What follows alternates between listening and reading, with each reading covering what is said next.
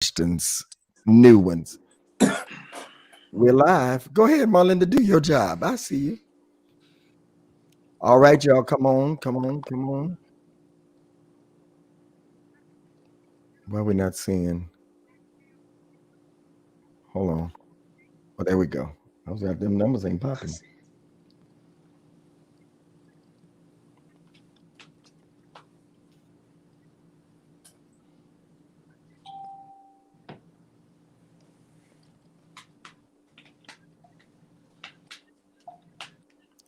If you're coming in, say hey, y'all. I guess. And where you checking in from? Everybody share and invite. If you're coming in, There we go. your job. I see you. Tell us where you're coming in from. Come on, ladies and gentlemen.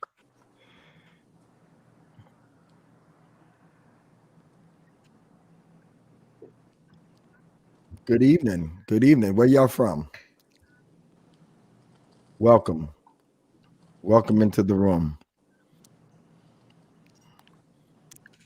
Y'all see we hit like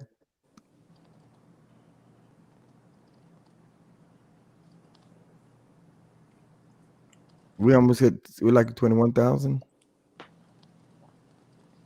Oh yeah, last week. Mhm. It's crazy. Detroit on here strong tonight. Yeah. Milwaukee, Chicago, Charlotte. Got Oakland, Cali in the house tonight. Benton Arbor. We know who you know.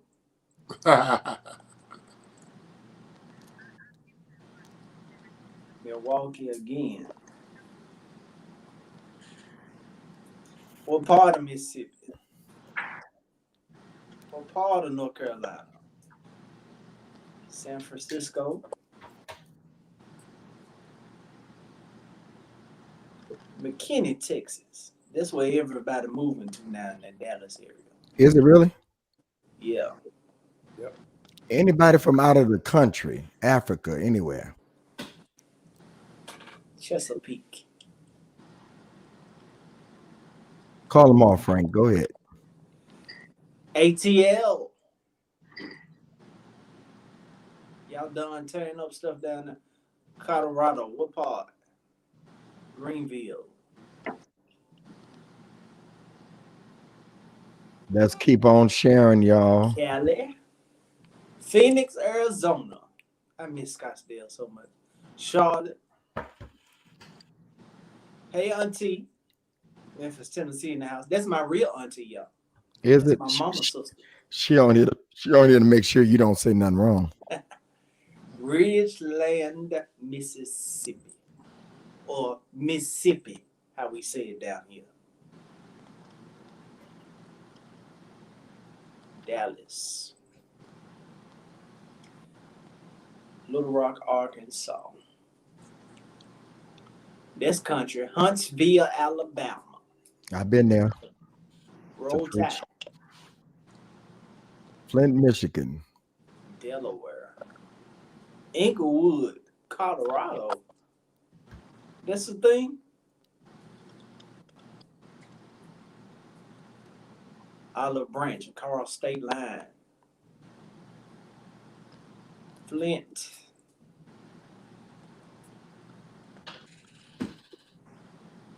Sister Helen. Why your last name Sister Love?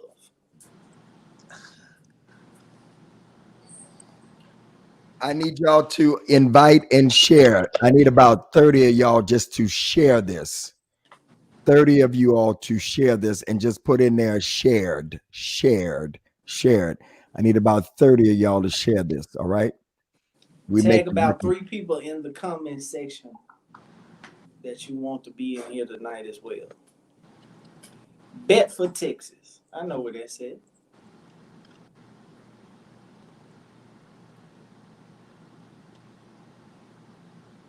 Another Memphis in the house.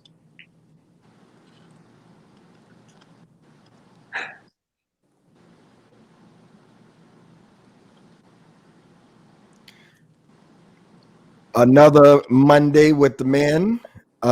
Frank, what number is this? 11, ain't it? Number 11. We got Is it some. 11? Yep. Yeah. I don't know how this gonna work tonight. Broderick ain't got no glasses on. Oh. Look like he's straining up there a little bit, don't it? Yeah, Miami is in the house. I miss Miami. But Wallace. I need some more y'all to share. Just put again, as Brother Ray said, share this. Thank you. Isn't it a way that you can invite people on I thought it was a way you can invite people on YouTube too. If you're not on YouTube or Periscope or wherever you are. And Frank, those numbers are that's just Facebook. That's not including everywhere else. Yeah, I know. Yeah, we hit like 21,000 just on Facebook from last week. Need everybody to share. I need about 10 more y'all. And Brother Frank say put 10 names in that. Invite your girlfriend, your boyfriend. Oh, I ain't say 10, bitch. I said 3, but yeah, that worked too. Okay, put 10. Somebody said Mr. John Terry has come lately. He's been on his before we went on. What are you talking about? He just wasn't on the screen yet. He wasn't on the screen. Doc, that's a nice pillow and frame that you matching. We saw. That's why you really got up. You wanted us to see that your pillow and your picture was matching. No, I wanted y'all to know that this was a real house and not a backdrop. No, some people be Oh, I got some names that I can name that got some backdrops down.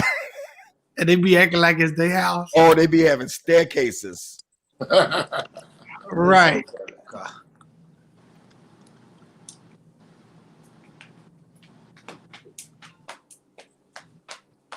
That's funny.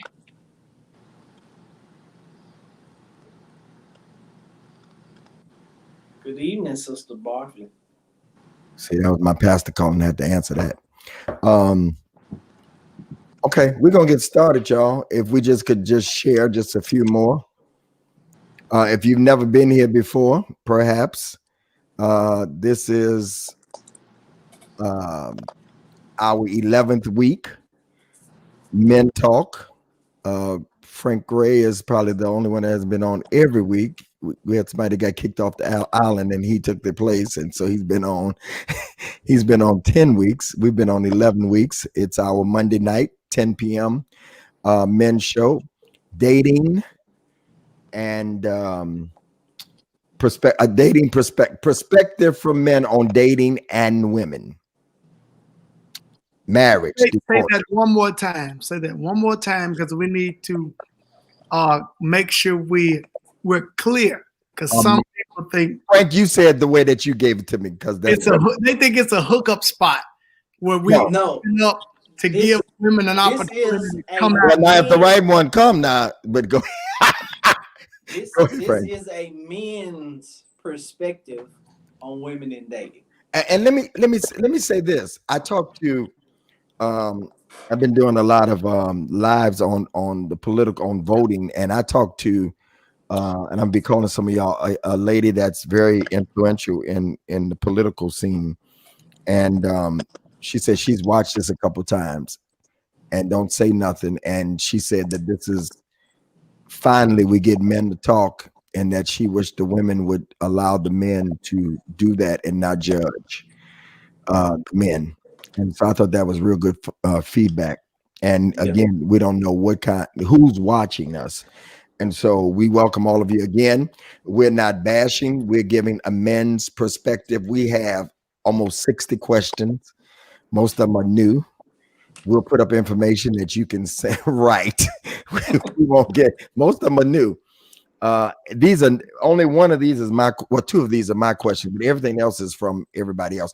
That's where you can send your questions. We'll have them for next week. Prophet Delaney, hello, sir. Good to see you. Delaney. So here we go. This week, me and Johnson get the opening questions. Bishop, you have said that you don't like being asked a lot of questions like an interview while on a date? How do I learn about him without asking questions if he doesn't know how to flow in conversation? Number one, never said I didn't know how to flow in conversation. I talk for a living, do pretty good, been doing it for 30 some years. And that's not the problem that he don't flow. I speak for me and probably every man up here. We don't like rapid fire. Let the conversation from me be organic. Yeah. Organic. Let's just enjoy one another rather than rapid fire. So where was you born? How many kids you got? What's their name? How old are they? Yeah. What kind of car you drive? Where you live at? What side of town? Why you live over there? Blah, blah, blah. Just I speak for me, but if every man on here agrees, raise your hand.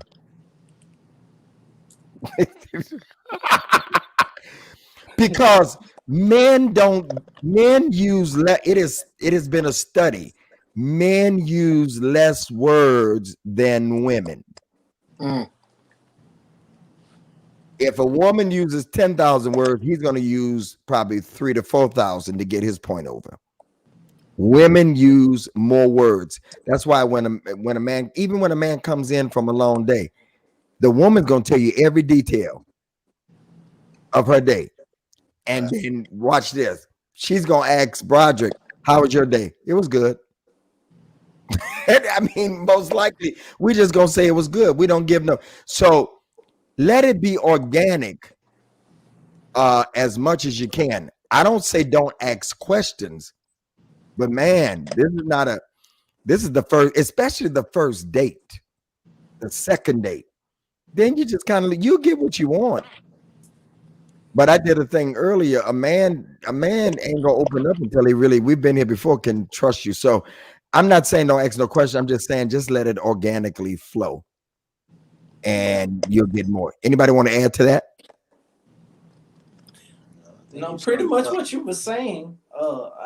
Even in once we acquainted, like you said, like the famous question with us being pastors is how was church? What was church about? It was good. It was good. What was it about? Jesus? Facts. Like, I mean, what did you want me to say to that? It was church. But yeah, let it. But when we say that, they say we're being short. Yeah, church is over. Now, can we talk about something else? Or how about this? This is what we've never talked about. Has anybody ever told y'all that you dry texting? All the time. Yeah. I don't know how I'm dry texting. How do you know that I'm dry texting? Because I don't give a lot of words. I'll talk to you later. You dry texting. Yeah, because if you doing them one words, like, okay. I know what they're saying, but I don't be doing that. I mean, go ahead, finish, John Terrace. No, that's what they call dry text. No, Have y'all been accused of it? Oh God, yes. Yeah. Do you be dry texting, or you just don't have that much to say? Well, I don't like texting at all. So. Oh, see, I'm a texter. God made texting for me. Yeah, I'm a texter too. I don't have time to sit on the phone and talk to you all day. You get more out of me throughout the day texting than you will, Yeah. Yeah.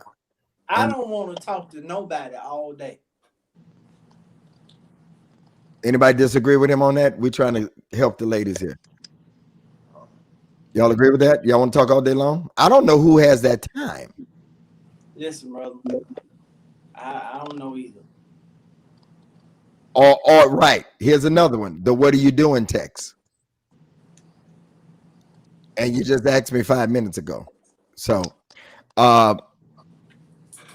okay, let's go to the next one. Johnson. What would it take for a woman to spend some time with you? Maybe a casual meet and greet conversation at Starbucks. You answer the question, Bishop. No, I'm saying that she put all that in the question. Oh, okay. And I have no idea who these questions are from. So what would it take? She wants to know what would it take. What would it take to meet me? I'm gonna read it again. Yeah, read What would it take for a woman to spend time with you? Maybe a casual meet and greet conversation at Starbucks. For Pastor Johnson, that's what it says. Yeah, similar to that. Maybe a meet and greet at Starbucks or some neutral place, maybe at the riverfront, something like that. John Terry, you being messy. Somebody said Lakers tickets.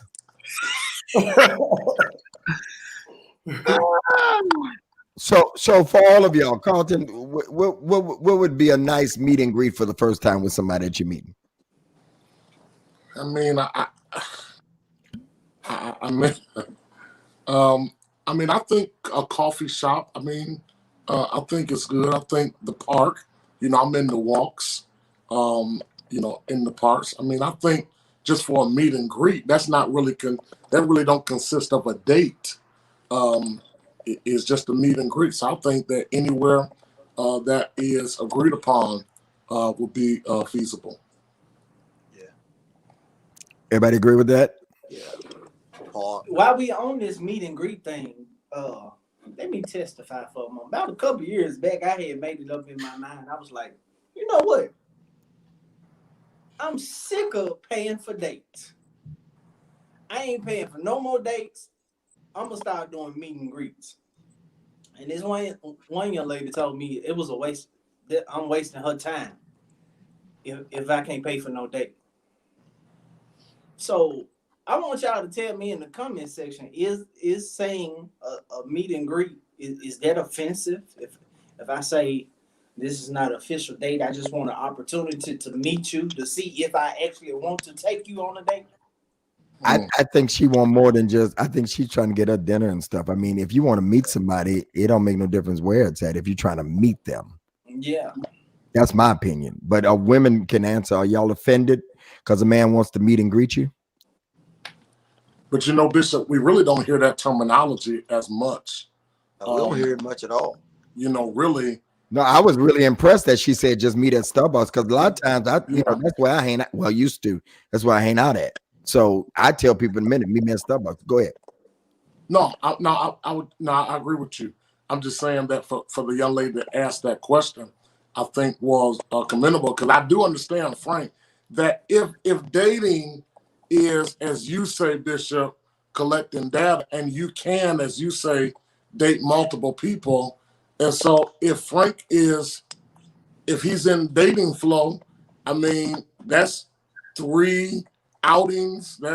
And then women want the man to be impressive on these dates, and I think sometimes we have to count the cost as well. And so I think I really like that terminology, meet and greet. I think that's good.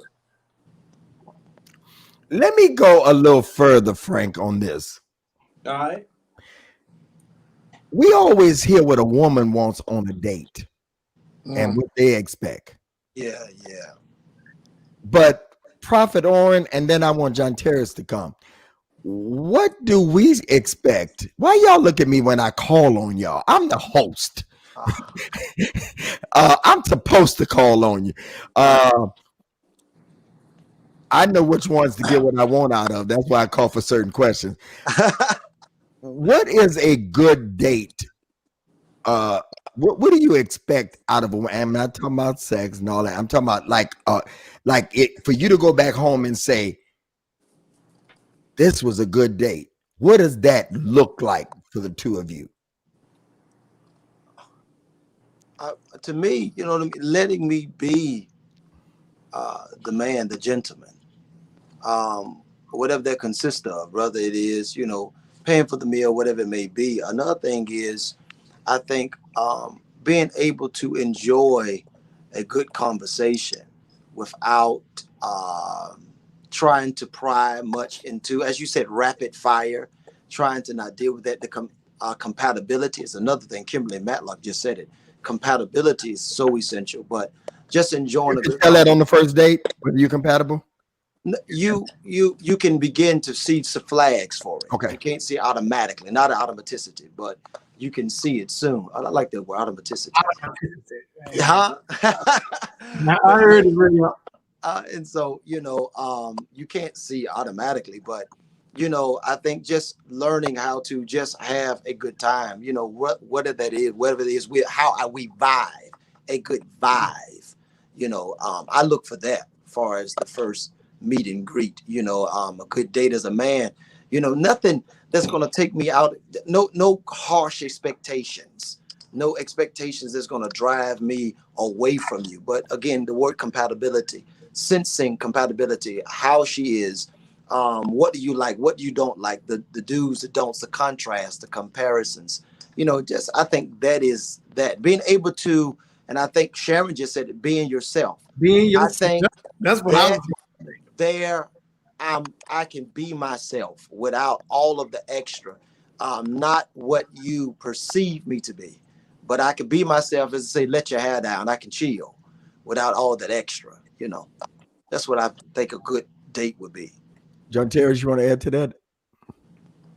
Yeah, a good date to me is, first of all, allowing you to realize that you're going out with John Terrace and not Pastor Tate.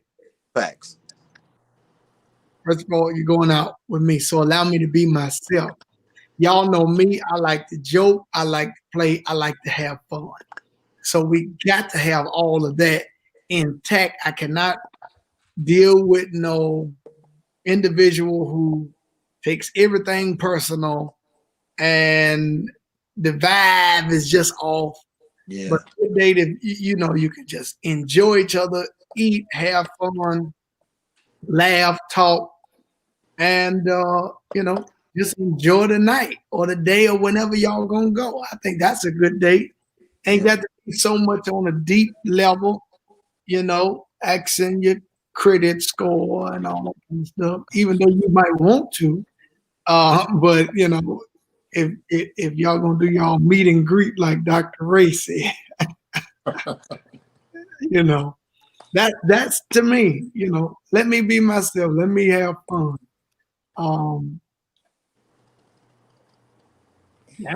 Project, you want to add to that? Anything? Oh, no. You good with it? Bishop, can y'all hear me? Can y'all hear me clearly? We can. Yeah. Yeah. I You better than spotted a comment that I got. We can't just let this go. The comment says, if the goal is to be married, why are we taking advice from single men? Because the way I see it, married men know what it takes. Single men can only teach us how to stay single. My question to you is, do you quote anything about marriage from the New Testament, from Paul? That's my question. If married men are the only men who can give advice on how to get married, how to stay married, do you quote anything from Paul in the New Testament? That's my only question. No, I got one better. I ain't gonna use Paul. Why are you here then? There it is. No. Excuse me, y'all. Hold on. Why are you here then? This ain't coming from them. Okay. Why are you here? You here to be rude or whatever? We don't do that here. Okay. We've been doing good the last couple of weeks. You must be a newbie. Why are you here? What are you listening to? Yes, y'all. Yeah, that's right, Larice. Right. Yes, right. Manaway, why are you here? And he's right. For those that are Christians, because we don't have all Christians, Paul was single. And come on, y'all. And you don't even know. Let me finish. Hold on. No, Ray shouldn't have did that one, because it's some of us on here that have been married before. I'm looking for the comment. I don't see it either. Where is it? It's some of us that have been married on here before. And y'all want me to call her name? Hold on. Call it. But Crystal Strong just said she is right. Well, then why y'all here? Yeah. Huh. Jesus wasn't married either. Her name But is even Sandra but Frank, even, and let's just talk about this for a minute, if you don't mind, Bishop. Even Frank, when you brought up Paul, he only recommended marriage for one reason. Mhm. He said, I would rather be single. He I said, would rather that every man as I am absolutely. remain as I am. Marlinda, can you find it? Johnson wants That's some of just- this, but he being good. No, because I just my thing is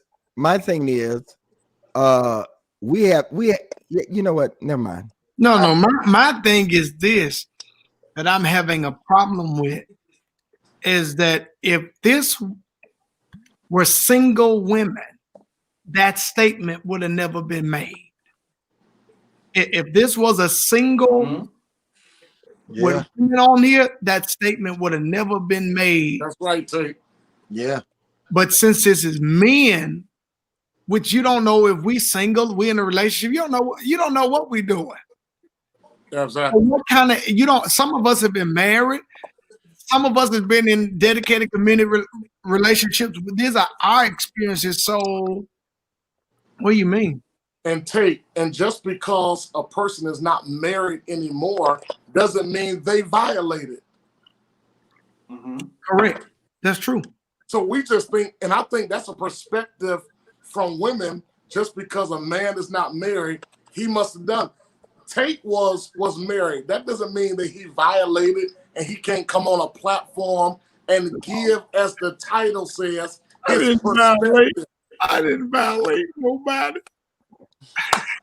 And for me, the best people to learn from is those that have been through, and that's why I'm spending the rest of my life doing what I'm doing as far as relationship coaching, because I know the mistakes that I've made and I speak from my experience. So anyway, I don't want to waste my time because that person mustn't have been here in the beginning. We don't do that here. All right.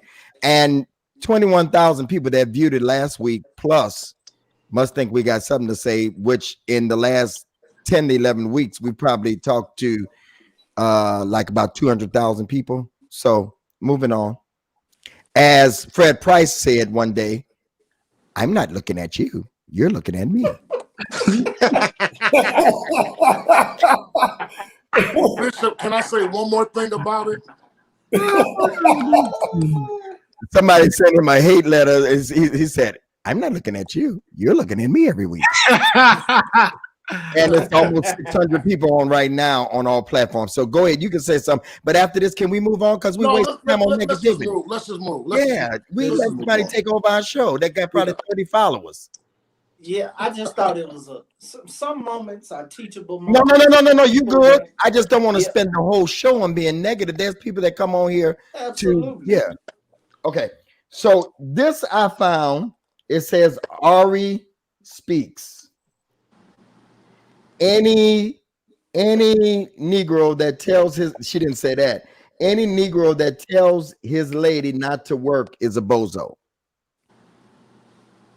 Y'all want me to read it again? Any Negro that tells his lady not to work is a bozo. Any Negro that tells his lady not to work is a bozo. He wants to have absolutely control over you. I knew that's where she was going. And he wants his need. He wants you to need him. That's not comforting at all. If you're not pregnant or sick, that man should not be your only income. That's a bum, some other word, activity. It takes a clown to talk like that. A bird has risen. It's a clown. Bozo is speaking. And I don't even know if we should be entertaining that nonsense. No, let's go to the next question. Yeah, let's go to the next. Dumb. Yeah, let's go to the next. That's dumb. I know. That's ignorant.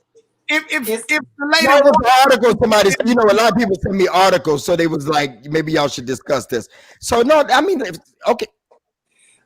Okay, let's she said she need to speak for herself. That's my member, Leslie. let's address both sides to that. Okay? Yeah. Because on one hand, She's speaking from her experience, probably. She had a man that tried to control her. The statement is a blanket statement and it's not true for all. On the other hand, we all do know some men or have experienced counseling somebody where the man took advantage of being the only income. So he treated her any kind of way because he knew it was going to be difficult for her to go anywhere because he was her only source of eating. So we do know people who have taken advantage of that, but I don't think that cannot be an accurate. And let's be honest. And let's be honest. You got some women who had that and still walked away from it. Yeah. So that don't keep nobody under control. Sure. Yeah. You didn't give an honor to Jesus Christ and to the pastor before you testified, John Terry. But I did. I used to have a friend. Nobody. I used to have a friend, and his statement used to always be, "He who have to go make the rules." So, yeah, I mean that is a reality, but it's not a truth. Say that again, Frank. He what? He who have to go make the rules, which means that if I'm paying for everything, then whatever I say, I can go come as I please. Yeah, but that ain't being I'm only fair. accountable to myself. No, that's not fair. That's not fair though, and that's No, the it's kind of not stuff you're fair. talking about there, right?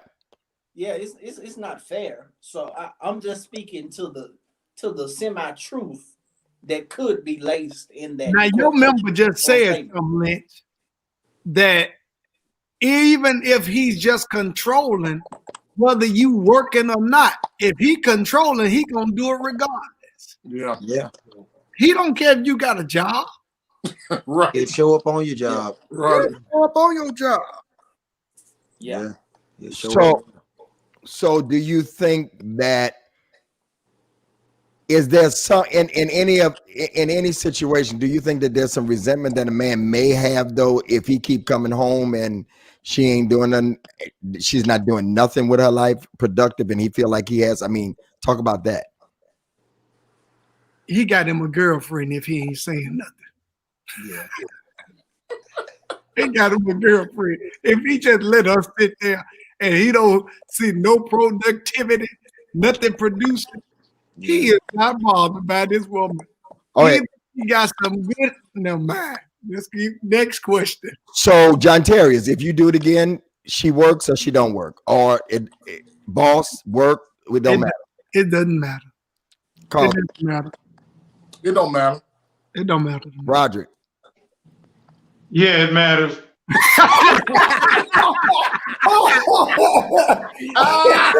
Oh, he didn't crack a smile. He didn't crack a smile. Would you like to elaborate? Yeah, it matter. Well, the thing is, she don't have to work, Okay. but I don't want nobody just sitting around the house all day. Have some entrepreneurial goals, So I want to say that I don't want to control her. I'm too old. I don't have the energy to control, but I want her to have her own control. God is working on you. But being an entrepreneur, isn't that still working? Yeah, but guess what? As an entrepreneur, my thinking is she have more control over the time so she can still get free and won't be like she got to work 6-7 days a week, 12 hours a day. Roger, you want somebody like that girl on Coming to America, jump up on one foot. No. Okay. Whatever you like. Whatever you like. Perry? No. There'll be certain times I want her to be like that, but not all the time. Perry? It don't matter. It don't matter to me. Ray? Yes, you need to work. Johnson? It don't matter. Okay. Either way. And as for me, I prefer they have a career. As long as they show up to church, it don't matter, Johnson. That's right. They got to come to church. On what road say? The second row. Second row. And what? And it also has to do, Bishop, with whether or not that man can afford. That's true. Yeah, that's real. I mean, Yeah. you can desire for your woman to be a stay-at-home wife, but everybody can't afford that. Can I say this, Lynch? There's about over 600 people watching. And out of that 600 people, there's at least 150 women who would say to some man, take me off my job. I'll do anything. Let me be at home and be happy. And she'll keep that house clean. She'll make sure you all right because that's been her desire so long. Some women on here desire to be a stay-home mama, stay-home wife, but yet have some kind of other career going on. You can work from home. Yeah. You can work from home, Yeah. you know. I guess my thing is, let me see how I can do this without doing it the wrong way. I guess like when my birthday come and anniversary and all that stuff, I just feel some kind of way that you taking money out of my account to buy me something. That's why she gotta have another job. She have a little coin. I've been through that. You know, I'm like, no, just don't buy me nothing. Do you Right. swipe at my American Express for me? I can do that for myself. That's what I'm saying. And then you don't buy me nothing I like anyway. So, you know, so that's my issue. I think that for me, it's a no. You need to have some kind of career. The she is me, she said. Come on, Toya. I ain't gonna get no DMs because what I just said probably that's fine. It's good. But no, Bishop, I think they feel that way too now. Now, let me tell y'all something. I need y'all to invite and share. We're almost at Stay at 600. that house Go ahead. and they got some money coming in somewhere. Whether they take your money and save it, whatever they doing, they got sense now. Don't y'all play these women for cheap now like they ain't got something going on other than that. Because some of their friends telling them that, girl, don't put all your eggs in one basket. Don't trust them. Come on now. Just like we Well, do. everybody be talking about they a Proverbs 31 woman, but Proverbs 31 woman worked and took care of the house. Yes, keep her own house. But I think a good question is, Bishop, what is more attractive to a man, a woman like Tate talked about, that 150 women that want to stay at home, or that 450 women that want to bring something to the house? Two is better than one. Thank you, Holy Ghost. Which one is Two more is better than one. attractive? Let me- I need to say this Go ahead. because there is a big difference in a woman who will stay at home or whatever, desires to stay at home, versus a lazy woman. Yeah. Yeah, that's a big difference. Now that's a big difference. Now I think when we think of stay at home, we start thinking about a lazy woman. Yeah, that's good, Tate. And I don't think God is going to give us some lazy women because we got a lot going on ourselves. So I think he's going to give somebody who can occupy time to do what they need to do, but yet have enough time for us. I don't want no woman who's busy like I am. I just don't. You need to be able to meet my needs and my desires at certain times. Because I mean, let's be honest. Bishop Ivy Hilliard said the other day that to take your wife with you on the road. And some y'all get wives, some people ain't gonna take them. They leave them at home. I need some freedom. I mean, every house is different, but it's the difference between a lazy woman and a woman who says, I don't mind being a stay-home wife, but if I got to work, I know how to get up and make it happen. I was on there when he said that, and they do that, but I guess you have to know where you are in life. Right. I am at a different place. I used to be where John Terry is and some of you other brothers. Now I'm not at that place. I want somebody to be just as busy as me because I don't want them asking why I'm doing and when I'm going to slow down and all that stuff. I just don't. I want somebody and I done built up myself, and I had this, I'm not going to name the person because he didn't give me authorization, but very well-known artist. We had this conversation. He's like, Greg, man, at this point in my life, I want somebody that got something like I do, because they're gonna come in on what me and my ex built up, and they get the benefits, and they ain't did no work. It's according to where you are. Yeah. And That's as for me at this age and stage of my game in life, I want somebody that's gonna add to what I have, what I've already built. And so that's just me. That's just my opinion. Yeah. Hey, Bishop, if she met you, she got all the money, she's independent, she's traveling, she's doing her thing. But let's say, what happens if she gets so busy she don't have as much time for you if you finally get some time? You mean if she don't have enough time for me? Yeah, y'all married, everything you want her to have her own, travel, buy you gifts. And I'm not just saying just to you, but anyone in your position. What do you do when she, you at home? I'm good with it.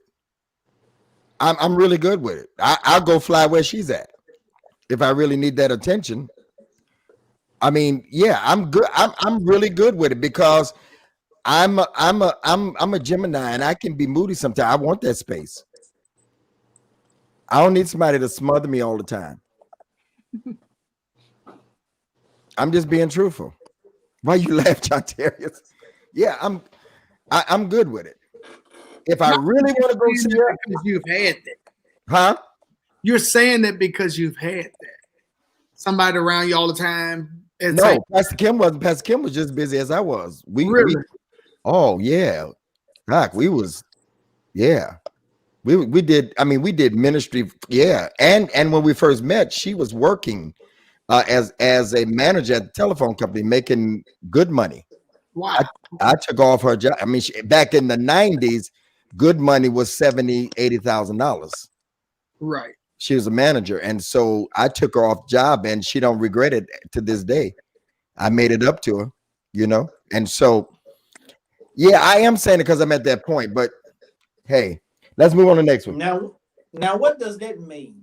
Yeah, some people want companionship, not spouses. What does that mean? What does that mean, Sister Marla? What does that mean? Meaning that they don't want to get married. I want to know. I would think she mean that they don't want to get married. They just want somebody to a companion, committed relationship. Or Bishop, I heard something the other day that piqued my interest, but it was the interest of my flesh. I heard a celebrity, and if I mention their name, you would know him, Bishop. All of y'all would know him probably. She said they're gonna have an untraditional marriage. They're gonna be married, but they're gonna have separate residences. Do that up. Yeah. But man, they'll send us to hell for suggesting that. But guess what? No. So now y'all want me? I'm gonna be very transparent tonight. First of all, I think she's about a Stedman and Oprah thing. I think that's on point. But watch this. Now I'm probably gonna leave all 6 of y'all on this one. I could marry somebody like that. Whoa, oh Bishop, they gonna get you. They gonna get you. You can marry somebody like who? I could marry somebody where I live in one place, they live in the other place, and we meet up in between, and they do. I could do that. Bishop. Liz don't like that. Liz don't like that. I'm not leaving you out there. I can too. I could do that. Tate, what about you? Pastor Tate? He trying to act like he froze, or he thinking about it. My flesh rises up too much, so I need her close beside me at night. Yeah, I need her right up under me. I need to be able to turn the. But again, I think this is it's an age thing. I think I it's ain't gonna be on no FaceTime. I talk to you later. Nah. Right. Frank. Could you do it? Yeah. I knew it. Johnson? No. You almost made me say something. I believe in the traditional marriage. Hey y'all, let's break right here. We're at 619 on all platforms. I really need y'all to invite your friends. The conversation, we ain't even got past 3 questions. This is kind of, y'all invite, share, please. Everybody share right now and send them stars on Facebook. Listen, I could do it I can't. I could meet up. I could meet up on vacation somewhere. We could see each other 2 or 3 times a month. I mean, my bishop does it now. He does it now. Yeah, and he's 72. They've been wait a minute. 70 years old as well. Hold on. But he runs 5-6 miles a day. He ain't dead. He ain't dead. But when I wake up, I need to see her. Okay. I'm with you, Tate. But as much as you travel, you ain't gonna see her. Bishop, I believe in taking my wife with me. Oh no.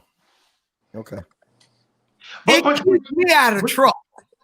But you know, Bishop, I'm telling you, listen, I want my woman with me, but maybe we could have times that we have that allotment to where, hey, she's at one of our residences, I'm at the other one. Is that biblically unacceptable? A lot of stuff y'all saying biblically unacceptable is I acceptable. told everybody I wanted me a freak, so she need to be here.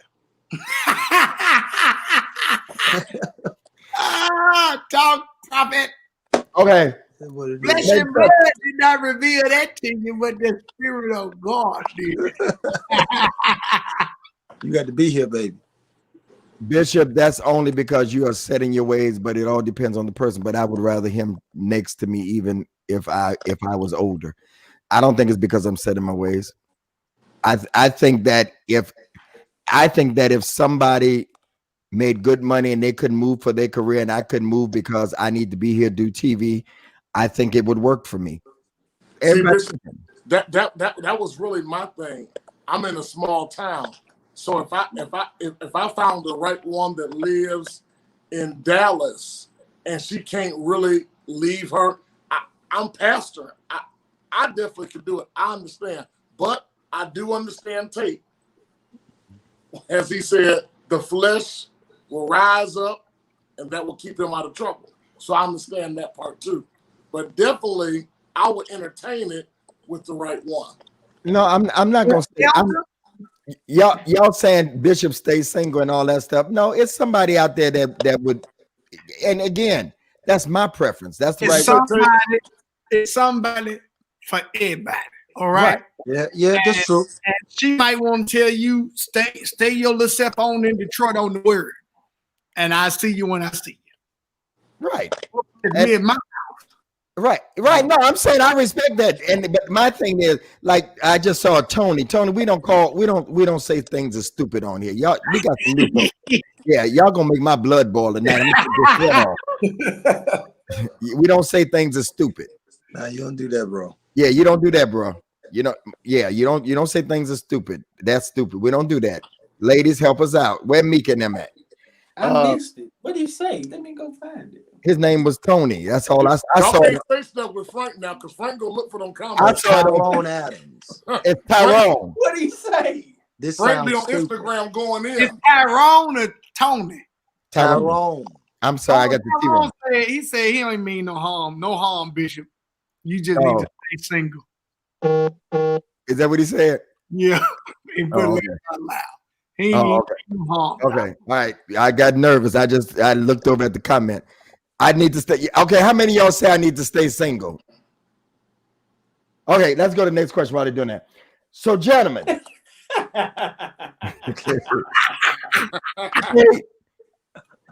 You like a little brother son to me. Now you gonna mess all that up. I'm your nephew, Doc. And you know I love you. I'm your nephew. You know what I'm saying. Come on now. Just because you want it every night laying next to you. Hey, Doc. Hey, Doc. Let me get that.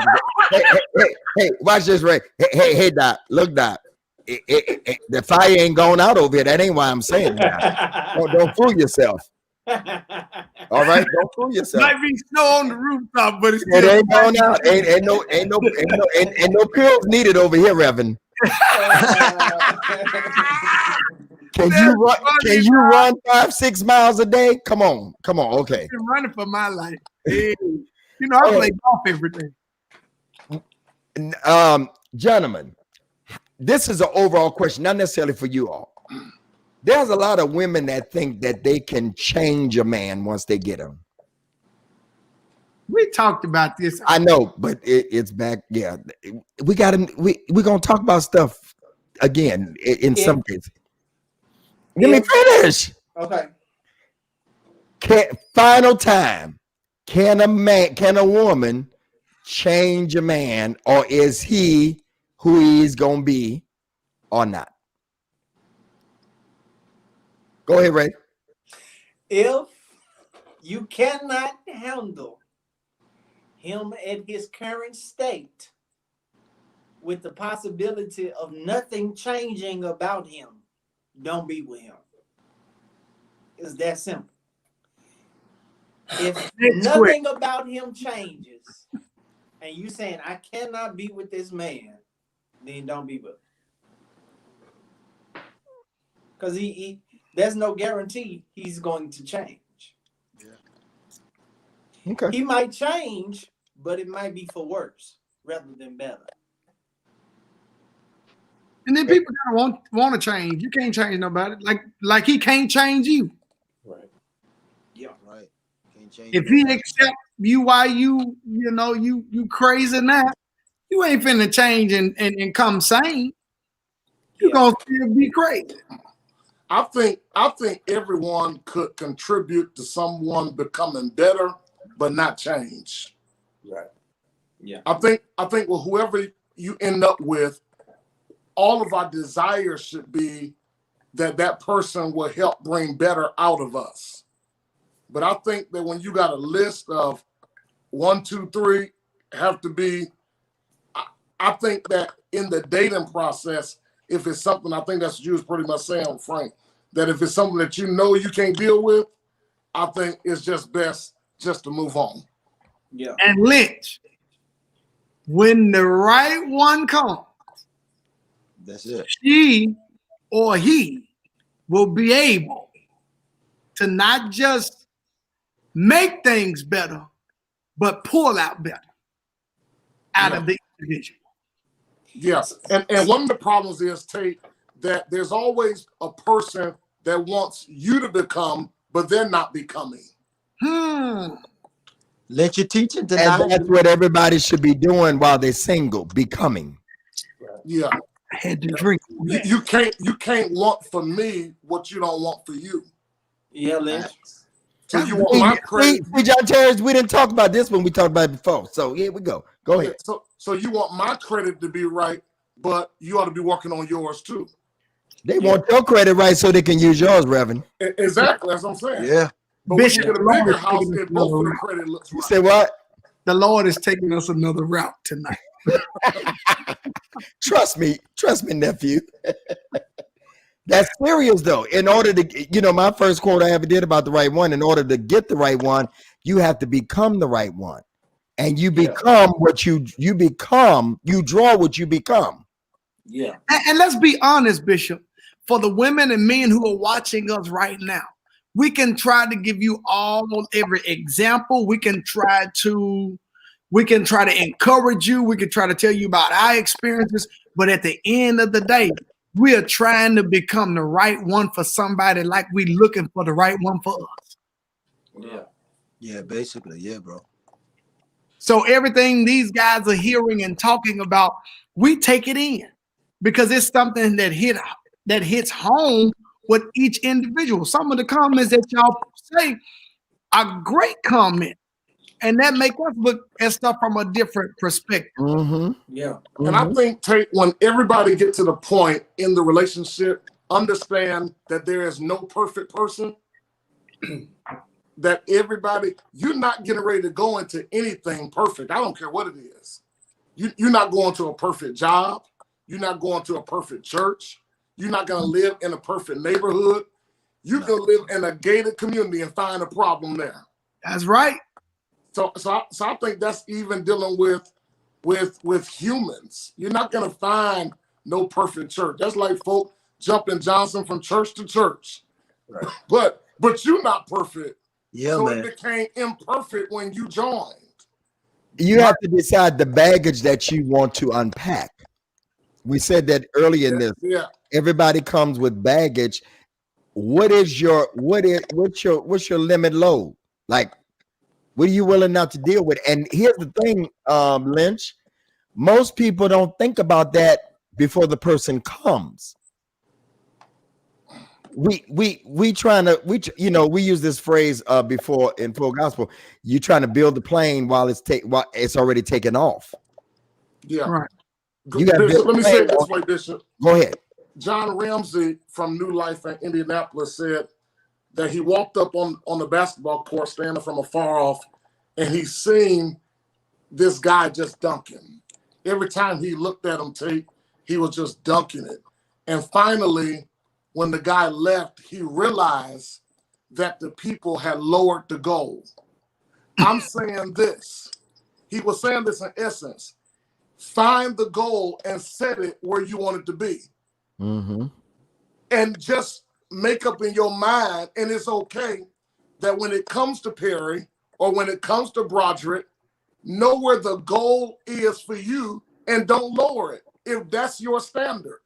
But if you're looking for a person and you believe that you're going to change them, you can't do that. Just find what you're looking for and stick with it. Bishop has already said the type of lady, he talked about the age and so forth. So you got to be okay with it. That's my opinion. Yeah, you can't bend a grown tree. Woo! You can't bend. It's either gonna break you or you're gonna break it. Wow.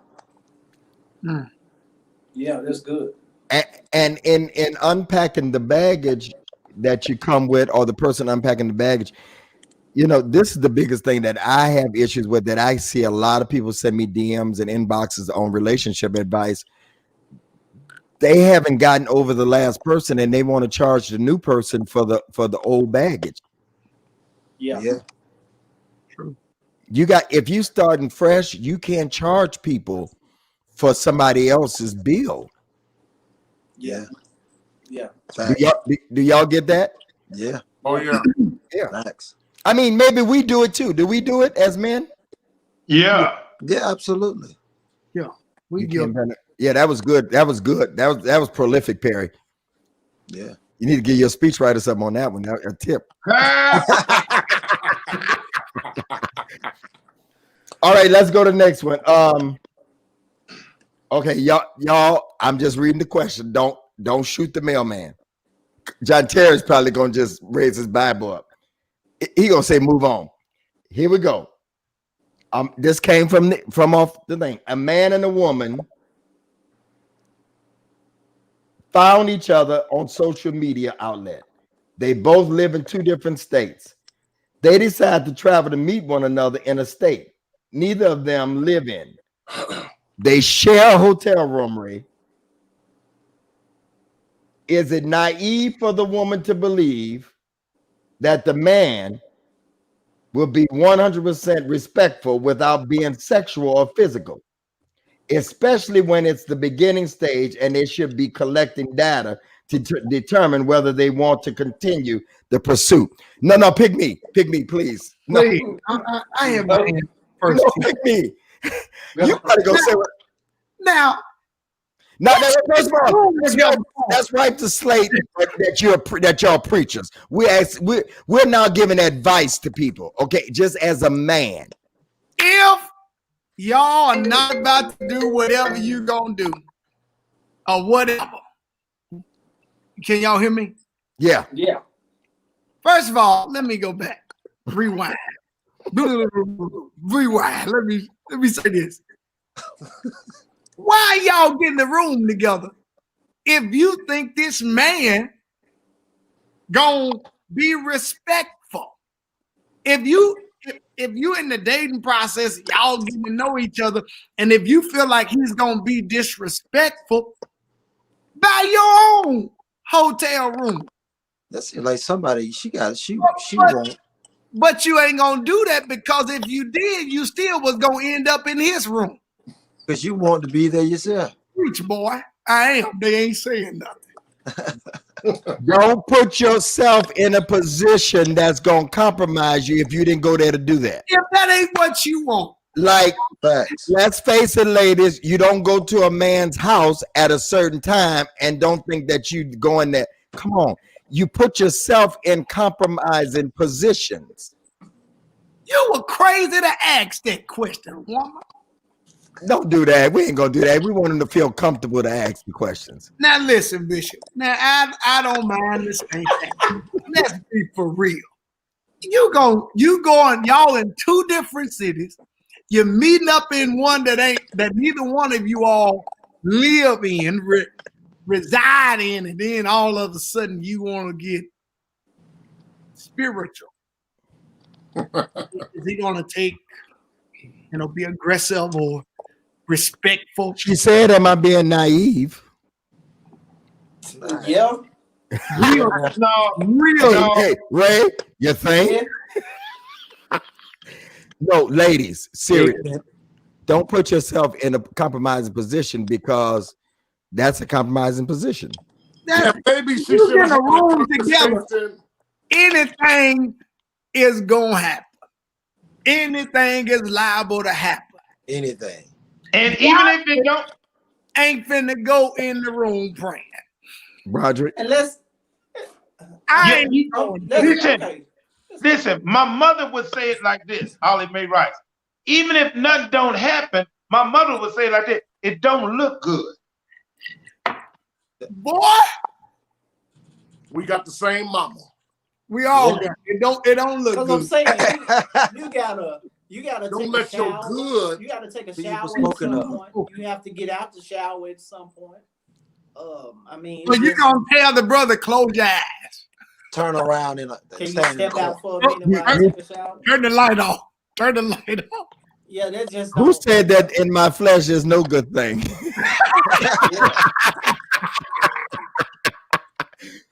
Okay, next one. A lady wants to know. Where's it at? Okay, this has been on here for a while. I should have. Were you raised to be a husband or were you raised to be a man? Both. I Come was on, raised to Johnson. be both. Both a man and a husband. You want to elaborate? You dry Texan. Well, I was raised to be both. So, for example, I was raised by my dad, and I was raised in a two-parent home, and so my father taught me all of the essential elements and the character and the attributes of a man. But he also, by an example, showed me what it was to be a good husband. So I seen both. So that's what I mean by both. Okay. Anybody else? It takes a. Let me say it like this, Bishop, for somebody else. It takes a good man to be a good husband. I agree. Yeah. Next. Okay. What advice would you tell a woman right now that has practically given up on finding love because she has so many unsuccessful attempts? I'll tell And her to love. stop looking. Let it find her. I got some advice too, Bishop. She needs to see and talk to a therapist. And I'm being serious. I'm really not being funny because there are some issues that she's dealing with as it relates to why she continued to attract the kind of people that she don't want. And where are you looking? Sometimes reality is we desire toxic people and don't even know it. Wow. That's real. Dr. J. That's real. Because I guarantee that all of the men that she's probably dated have a common thread. Yeah. Mm. Talk Hubbard. So Johnson, are you saying that there's something about her that Yeah. keeps attracting the Absolutely. same type of man? Absolutely. Absolutely. Absolutely. What is this? Hey, Let me go Bishop, deep. go scripture. Go over to the woman at the well. Jesus said, where's your husband? She said, I don't have one. You didn't have He said, you're darn skimpy. And the one you with right now ain't urine. He's not only a comedian, he a preacher too. I it's a common thread in all of us. We all, I mean, look at we need to look at what we're attracting, Yeah. and where we're fishing at. What part? Bishop, you mean to tell me sometimes we're attracting what we're lacking? I'm gonna say that again, Bishop. Are you saying sometimes we're attracting the very thing we're lacking? That means we lacking it in us, and then we attracting somebody that lacking what we really need in them. So it's just like two losers on the same sinking boat. And yeah, and Johnson is right. I mean, there's nothing wrong with that, but why are you going through this? The cycle needs to be broken. Anybody else want to add to that? Go ahead. Y'all good on that one? I just said amen. Yeah, it's kind of like moving to a city. The first person that you meet is going to be you. Yeah. Mm. Yeah. Wow. You find a reflection. Yep, God. Mm-mm. What's the first thing you look for in a woman? Lynch? We answer this too. You talking about after we establish the fact that she's fine or Thank you, Ray. Thank you, Ray. What's the first Thank thing? you, Ray. I answer for I'm just everybody going down the here. questions, y'all. The Go first ahead, thing- Frank, please. Go ahead. First thing we look for is if she's fine or not. Is Right. she attracted to my eye gate? That's what we looking for. Is she bad or is she ain't? Yeah. That's the first thing we look for. And Frank, Is that may not be right, but that's the truth. Doc, And sometimes we can miss what we need looking for what we want. It is what it is, brother. yeah, well, brother, you say I'm Oh, not I attracted to fine. that. No, I agree. I don't want nothing ugly. I've always had fine women. Yeah. I ain't even lie. I ain't really never dated nobody ugly. I like a fine woman, man. Yeah. Yeah. Absolutely. That's the first thing we looking for. Next. Y'all know what? We want to date. Like if we serious about date, we want to be fine.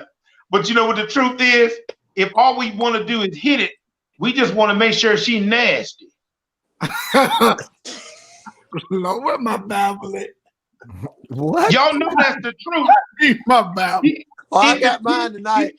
Listen, I it got mine. depends on what we want Everybody from her. read your Bible. It depends on what we want from her. If we serious with her, yeah, because we know we got to take her with us. We got, hey, come on back here, Pastor Tate. No, we don't want to be on here when you saying that. I gotta get Oh, okay, y'all. I apologize. I thought we was telling the truth. Okay, never mind. Tell See, your everybody, own see, Tell your own truth. see now everybody on here being deep. Is she good for you though? Is she good for the soul? The question was, Well, what is the first thing we look for? Not Because I all look at of you what- before I talk what's to you. the first? Absolutely. I gotta look at you. Do y'all understand the question? The context. The first. First thing for me is attraction. That's see, let me just say this. We try to get deep, but it's the same thing for women and for men, in my opinion. What else you got to go by? We ain't said nothing to each other. but you If I'm know, looking at you, know hold what, on. Bishop? Huh? You know what, Bishop? The reason why a lot of these women say this kind of stuff, because a lot of them never really dated a good-looking man. No, I'm telling y'all, I'm for real. A lot of these women really ain't dated good-looking men. And so that's why they talking about it ain't what's on the outside. It's, baby, I ain't God. God look at the inside, not me. I look at what's the outside first, because all the rest of the stuff gonna come later. Go ahead, Melinda. I'm sorry. Yeah. No. Absolutely. As for me in my house, as you said earlier, it's looks. I got to be able to look at you. I don't want to cheat, so I got to be able to look at you. Yes, you might say looks are fleeting. We're going to fleet together. Yeah. Hey, listen, we do the same thing with houses, cars, anything we purchase is how it appears. Yes. Yeah, the eye. Yeah, and so but when people start talking about the prayer life and then what the spirit gonna show up, baloney, baloney. I wish an ugly woman would tell me the spirit told her she was my wife. I said the devil. Boy, The audacity. I Yeah. mean the audacity. The Okay. unmitigated gall. And Okay, they here we be go. the boldest ones. Here we go, man. That is true. Look That's at you. true, Look y'all. at you. The Then look at boldest me, baby. ones. Okay, let's Listen, go. Hold Let's on. go. Wait, Bishop. Before we pause. You don't want to get off this. Be- No. Before you hop in one of our DMs. We can't hear you, Ray. Can you not hear me? I can hear you, Ray. I mean, he going in. He's out. Go ahead, seriously. Go ahead. You can't Talk hear me? loud. Just talk louder. Can you hear me? Not like Yeah. Broderick, but go ahead. Wait, we know Broderick is loud. Go ahead. Before you hop in one of our DMs, can you hear me? Yeah, go ahead. Can y'all hear me? Can y'all Yeah. hear me in the comment section? Before you hop in someone's DM, look at them, then look at you, Hello. and ask yourself the question: this guy probably did. Might I be someone this person may be attracted to?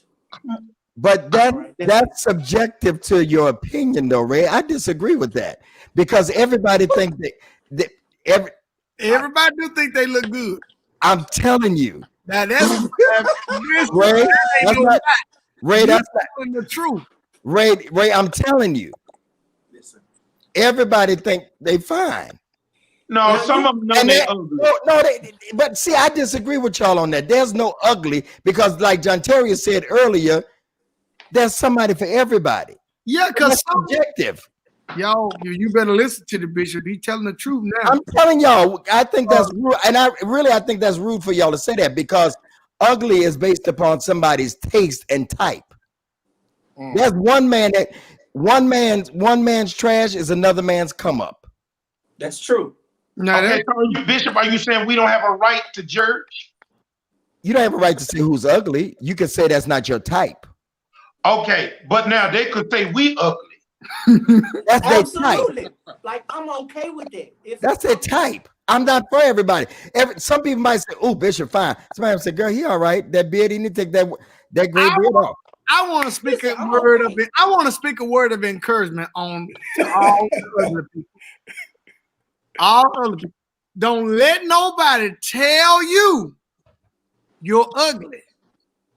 You are, but don't let nobody tell you. Don't let nobody tell you. Okay? You are, but don't let nobody tell you that. Speak well of yourself. Somebody Encourage say, do yourself. y'all think Flavor Flav think he's handsome? No, he know he ugly. He done said it before. But he got money. Money Or makes you look better than. And fame, money and Money is fame. the common Yeah. denominator. Beauty When is it the comes to eye of the men- beholder. Yeah, that's the problem. When it comes to men, money is the common denominator. I know you right, Frank. Frank, say that again. When it comes to men, can y'all hear me? Can y'all hear me good? In the comment section, can y'all hear me? When it comes to men, money is the common denominator. You've seen Between- ugly, out of shape men and said, how in the world Yeah. did he get her? How did he get Corey Dunn? He's spending that money, brother and sister. I can tell you that now. I was watching a video of an old man, and this old man said he liked young women. And you know what? They said, well, why you like young women? Because they like money. He said, I can get them to do anything. All I got to do is tell them, I got It's a whole genre of women just looking for a sugar daddy. Yeah. That's true. Is there Like they anything don't- wrong with that? Huh? Is there anything wrong with them looking for a sugar daddy if the daddy got the sugar? If that's their preference, do you, boo boo? Whatever you want to do you. I'm just saying. All right, y'all. Let's go to the next question. What if God gives the female a vision that is a dream that is a dream of the one she's supposed to marry.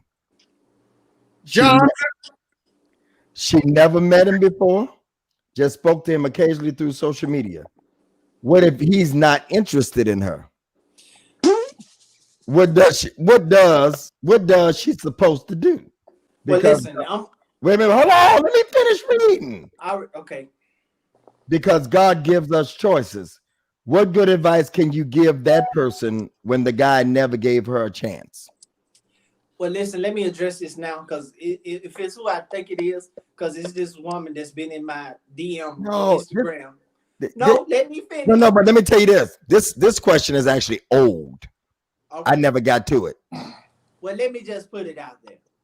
It's this woman that's been in my DM talking about she had a dream that I was her husband, yada, yada, yada. She been having a conversation with herself for about 6 months. you got your King Jim. Baby, if he's not responding to you, you need to go see God. You need to pray and fast some more because you missed it. No, you need to. You This missed is it. what you need to tell her You next missed time it. she inbox you. You missed it, Go sister. back to she. Go back to she. You missed it. Go back to she. Go back to she. And that's for all of us. That's for all of us. If he's not responding to you, you missed it. Shot missed. Yeah. God will lie. Let me say this real quickly. Uh-huh. I think that we got to be mindful too that mental illness is real. Yeah, no, that's true. And That is when people have dreams and they're perceiving things that may not be reality, we have to be mindful that mental illness is running rapid, even in the situation concerning looking for relationships. That's real. And see, my stance is that you know, and I don't want to step on nobody's toes. This is my belief system. If God don't make us choose Him, why He making you choose me? Yeah. my God. I don't. We have a choice to choose Christ, and anybody you should be having a vision about is Christ. So, you know, why would He make you choose me? Yeah. I think Johnson, you know, even dealing with that mental, Yeah, that's good too. I think that's a major point in conversation. I think that even as men, as preachers, whoever, whatever you do, I think with all due respect, I think even the letdown, you got to be nice. Even though Bishop's saying, you know, well, you're not the one for me, or, you know, I don't see it. You know, I just think you don't know what that person may be experiencing at that time in their life. That's true. And I see you shaking your head, brother, but everybody can't handle that down. That's true. That's true too. And I don't think that we should get so conceited. I don't believe that we should get so full of pride where we can just hurt people and be okay with it. Sir, here's my observation. If a woman comes at me like that, first of all, that I don't want to be too spiritual, but she out of order. God don't do it like that. We understand. That's not what I'm saying. We talking about. But I hear men say the same thing, Broderick and Lynn, that, hey, baby, you know you for me and all that. Men do it too. Yeah. Yes. And what I'm saying is Johnson made the statement that I'm clinging to. He said mental illness is real. It is. And I'm saying even if they don't have mental illness, I just think that let's just deal with it from a Christian standpoint. Be nice. Oh, okay, yeah. So I got a question though. So are you saying not? Are you saying This is how you really be nice. Don't respond. But see, that's what I was getting ready to ask. Just leave it alone. Because if you feel like if they're having a mental issue, just leave it. If they're not asking for prayer and whatever, just leave it alone. But Just see, even with that, you got to be careful. See, I had a situation where someone showed up at my church in a bridal gown. Yeah. in a what? A bridal gown, and my staff can tell you I got pictures, everything, you know. we said it the nice way. We sent emails. Some of my staff were here tonight, and she came to my church. My mom was even up here. Came to church Yeah. with a whole bridal gown in the name of Jesus. So, you know, my thing is, how do you, even with the nice let down, even with the, oh, please don't do that, you still got to put layers, things in place as well, you know, to protect yourself as well. And I They do that stuff Especially in Terry. Apostolic and Pentecostal. They don't do that in Baptist. They ain't showing up with no. They would show up. They say, hey, Trey, they ain't showed up in no bride dresses in Baptist. They showed up with a gun. You don't want to marry me, I'm kidding you. Oh God. And you know what? I'm only talking about it because it was made public. You all know that's on tonight. Marvin Sapp had an issue like that. Yeah. Yeah, he did. He You did. know what I mean? That went viral.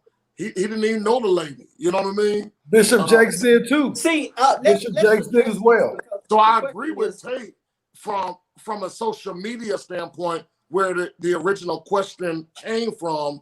You can do that, just don't respond. Because I think this, Frank, if a person just keep inboxing you 7, 8, 9 times and you haven't said anything, ain't no need to say nothing now. Yeah. See, but what do you do? See, that's sticky to me because I lived it. You know, I didn't reply. I didn't say anything, but they still showed up. You know, so you know, it's still ways to handle that. Listen, brother. Listen. I was living in Scottsdale, and somebody all the way from Detroit showed up at the gym that I work out at, and was was talking to my trainer for a whole hour before I got there. When I walked in, he was like, "This is such and such. She said she know you."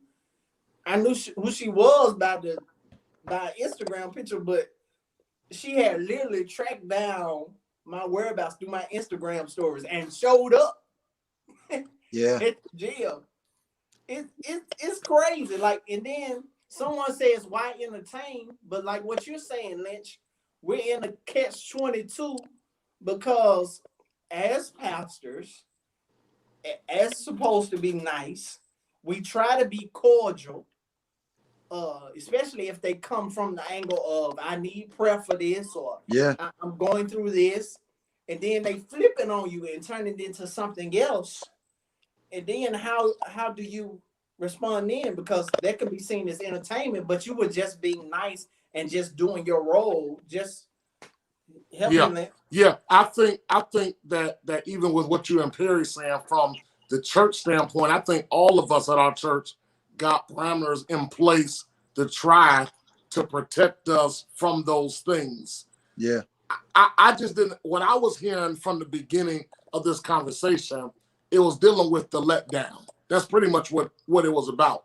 I don't know what y'all do at New Salem, but I know there's probably things put in place at Mount Moriah as well to protect. But did you hear me? I was at the gym. Oh, yeah. Yeah, but that's going back to Johnson. You though. need a protective order. That goes back to Johnson, though. No, but that goes back to Johnson. That's mental. Who flies? And I see that. Who flies all the way from Detroit to Scottsdale? Somebody you don't even talk to. Yeah. That's not a therapist. That's like crazy. Misery. Yeah. Carlton Pearson went through that same thing too. Women would show up at his church with bridal dresses on. Who was that? Carlton. Carlton Pearson, way back in the day. Yeah, and it scared me to death because I had never experienced that. Like, I didn't know what to do. You know what I mean? We called the police, of course, and the way she had painted in her mind that we had been together for 5 years, you know, I ain't even know her. Okay, Yeah. let me ask this. This is a good question. How does a woman know if she is hidden versus being played? We've talked about before, and that's a good question. We've talked about before, you know, that we're not going to put it out on social media. But how does she know that the guy's just not saying that because she's being played? And this is somebody that wants an opinion. This ain't personally to y'all. Because our questions are kind of changing, guys. They want advice now, as from a man's perspective. So this ain't coming at y'all. She's saying, like, how do you know if a person is playing you versus hiding? You know how men say, I got you, Roger, I'm coming, versus saying, hey baby, I just don't want, that's just not me, because men do that. Go ahead, Roger. Accountability. There's got to be someone brought to the circle that will hold privately, that will hold both sides accountable. So that if it turns out he's just a player or a hoe, the point is that wiser person, that third party or fourth party, could be a married couple or a pastor or a mentor, they can kind of monitor that because maybe she can't, or somebody can't trust themselves. Find somebody that can be trusted by both sides and get accountability. I think, Bishop, can I jump in and say? And then Johnson, yeah. Okay. I think that for the woman to ask that question, I think it goes to your own gut. I mean, I don't think it's something that we could say. We don't know the situation. We don't know his traits. We don't know his flow. We don't know if he changed his routine. But I think that if it's, the accountability, that's fine. But if you don't have that, if you feel that, it may be true. I don't think that's a question. I don't think this. Go with your gut. Yeah, that's all I'm saying. Yeah. If you think you're being played. If he ain't introduced you to nobody outside, just exactly. y'all in 6 months. Yeah. Not even a buddy. Right. Not even a friend. Forget the family, not a friend. Yeah. Go ahead, Johnson. Well, that's what I was going to say. Go ahead. That's what I was going to say, that there is a big difference between not projecting or displaying your business and also keeping your circle tight. So, for an example, I'm a strong proponent for keeping your business to yourself. But yes, that person will meet my my tight circle. They will meet my family. But in terms of the rest of the world, no, I'm going to keep my relationship and my business out of sight, but around my close circle, yes. But I'm not rocking with that. Give Broderick a little bit of pushback. I'm not rocking with that accountability piece, simply because a relationship only can be healthy when you keep the third party out. Every time I perform a wedding, I stand right there before the couple in front of their entire guests, and I always tell them one of the best ways to keep your relationship healthy and solid is by all means keep that third party out. Well, okay. The person asked Pastor Johnson, all due respect, you ain't gonna push me around. But with all due respect, the person asked a question: how can they be sure? How can they be sure if they're hidden versus if they're being played? Right. So good. Go back to what Bishop Davis said. Meeting family members. No, I say you ain't got to meet family members. You should at least be to met their friend. Yeah. But hold on, let's be honest, y'all. Lynch is gonna know. Lynch is gonna know who I'm dating. Hold on. Let me throw this rock and not hide my hand, because we know some people who can bring multiple people around, and we be like, "Oh yeah, she better than the other one, bro." All right, a girl. I don't know which one you vibing with the most. So meeting that friends and family mess, that don't work. Because families, if they close enough, they gonna keep it a secret. If friends close enough, they ain't gonna say nothing. Yes, I was gonna say that. Either way, That's good. That's good. Come on. That's good. Come on now. So what you saying that he can even take her around all them people, and that's still on validate. That's good. That's good, man. That's good. It don't nothing get to another level until he puts a ring on your finger. That's when niggas gonna be like, I mean, people gonna be saying, no, that's your wife. You don't do that kind of mess on your wife. That's your husband. You don't do that kind of mess on your husband. That's if they're spiritual and they believe in marriage. You're right. You got two types of crowds out here. Exactly. Some who really know him and some who profess to know him. See, because you got to understand, church, you got to understand, children, that, all right, I'm done. No, that's good. Tank, that was good, son. My friends gonna keep a secret. That's really what he's saying. And your family will too. My cousins ain't saying nothing. Absolutely. Absolutely. Because they're yours. You know why? Their loyalty is not to her. No, they're yours. It's to you. Absolutely. I agree. Trent, But with that being said, I saw you with some. No, he gonna laugh, and we keep on going. Same thing with Lynch, with me. Yeah. You're right. so with that being said, basically what we're saying is they won't know until they reach the fiance stage. So let me ask you this, Tate.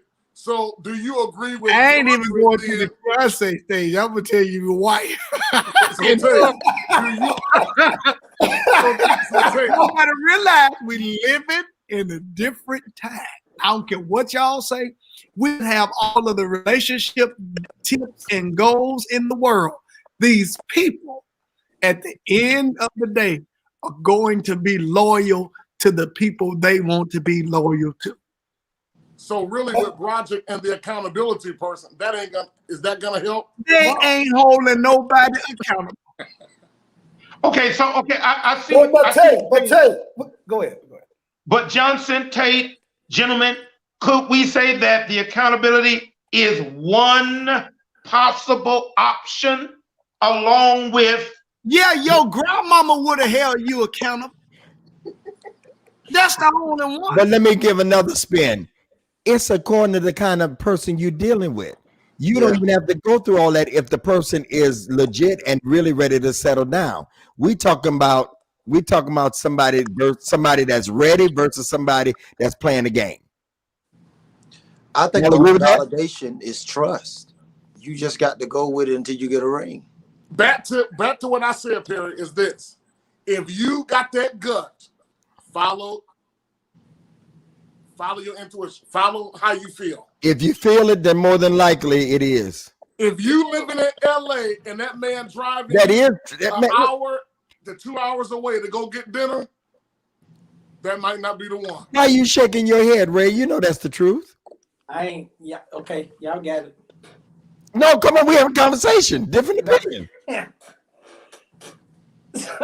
Y'all know Frank mean. No, go ahead. I'm No, come on, Ray. Come on, Ray, come Ray. on, don't do that. No, so what you're saying right here on national platform, you're saying International. you on international platform, you're saying that when a woman feels something is right, I'm saying most of the time, if she's been there for a minute and she's sensing something, more than likely. But it's not even so much, Frank, if she's right, but it may be right to her. That's confusing to me, Lynch. If you got this thing, That's confusing to me, Lynch. if you got this I don't thing care what on you say you, about confusing. Women got intuition that we don't have, bro. No matter what you think, women the got main intuition. thing is, Frank, move on. Okay. I don't believe that the Because women dealing have with intuition Johnson, we don't have. I don't he's believe not that. taking you to his church. He's not getting ready to introduce you. Hold on. What are you gonna So do? say, Johnson, you what'd you women say? to your church? I don't believe that. I don't necessarily believe what? that women have intuition that men don't have. I don't Oh, think, okay. and I say that because if women had intuition that men don't have, then they wouldn't be doing all this struggling with relationships.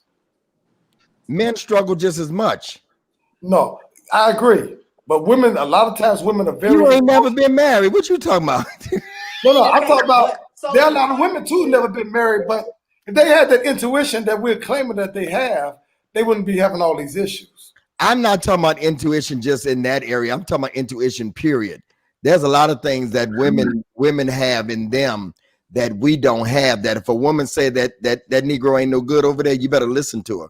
I agree with that. Or in business and in a lot of things. And a lot of things they feel stuff and they don't go with it because they don't want to go with it because they want to stay in a relationship.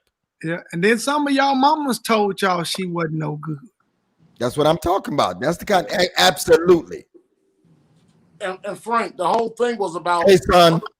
The whole thing, Frank, was about her Detroit feeling Greg like in the being house. played. That's my real son. That's your real son. That's my real son. Don't mess with him. He ain't like me. He clapped back. He ready, Doc. He ready, Doc. He went after Larry Reed. Him and Larry Reed became friends. Go ahead. No, Ray, go So ahead. to do justice to the question. The question was how to know if she's been hidden or played. What's the answer to that? He got some Jesus stuff going on. How would she know if she's been hidden? What's the difference between hidden? Well, and you know, being now quiet? that Tate brought the winning answer for me because I'm confused now because he's right. You can take her around some people, your family, and they on your side, and they just over there in the corner. Absolutely.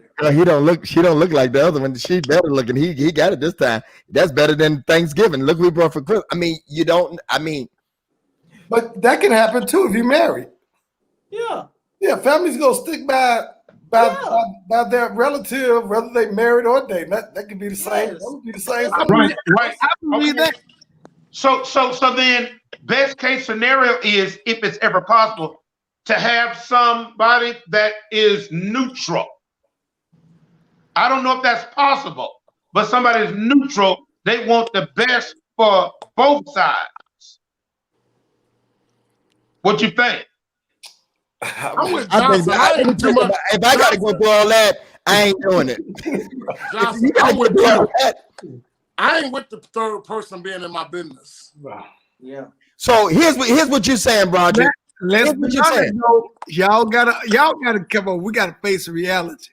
As much as people we don't want in our business, these people are gonna put them in our All the business time. all All the the time. And All you the gonna time. always And that's- have a and third and fourth and fifth part. And that's Okay, what my so then thing why is. is I think that what we woman saying worried though, about Okay. Tony, being is we Okay. talking about the person we inviting them, saying let's Exactly. all three sit down and talk. Together. Let me tell you something. If I got to do that at that point in my life and bring somebody third party into it, no, I'm not doing it. No, I'm not doing But what that. But about Bishop, counseling, Bishop? Bishop, your initial question had to do with the young lady feeling like she's being played. I still say How do you that's- know she's being played or hidden? That's the question. that's Played what or I hidden. heard to- They're not up the they must not be up the food chain yet. They're still in the beginning stages. Played or hidden. Hey, they should go to that dude's family and say, "Hey, am I being played?" Or am I being hidden? But Jay, I love your answer tonight. You can't base it off of who I bring. My mama not gonna tell on me. Your mama ain't gonna say that. She gonna be like, hey, baby. My mama will. My mama will. My mama ain't telling. I think at this point, if you got to ask somebody, listen to what you're saying, Broderick.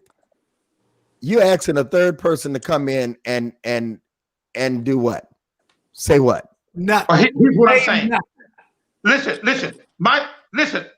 I'm just trying to help whoever that person is. I'm trying to help them. I got my system in place. But the point.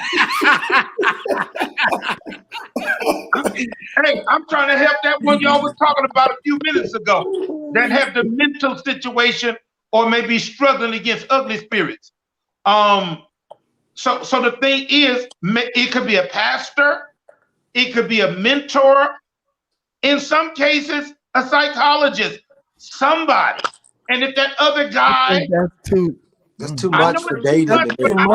Roger, I'm trying to help that person. hold this.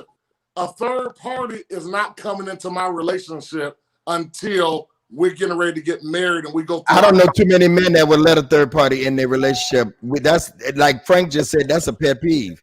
That's a pet peeve for me. We've established that trust is the biggest thing for us. At the But, end, but Asia, I I'm tell not y'all talking. something, at the end of the day, when y'all dating that person, the third party may not be present, but they there. They're like the Holy Spirit, always present. You can't see them, but they there. Okay, let's let this. One more tape. Yeah. You got Yeah. people that can control your relationship. Yeah, and they're not even present. And ladies, for us, I did a thing on that earlier. That is the biggest pet peeve. I know it is for me. Keep people out of my business. Keep people. Trust is the biggest factor, and if you violate that, it's hard to win it back. And this how you know they've been talking. Ask her. I told her the same thing. Ain't that right? See that? You know they've been talking.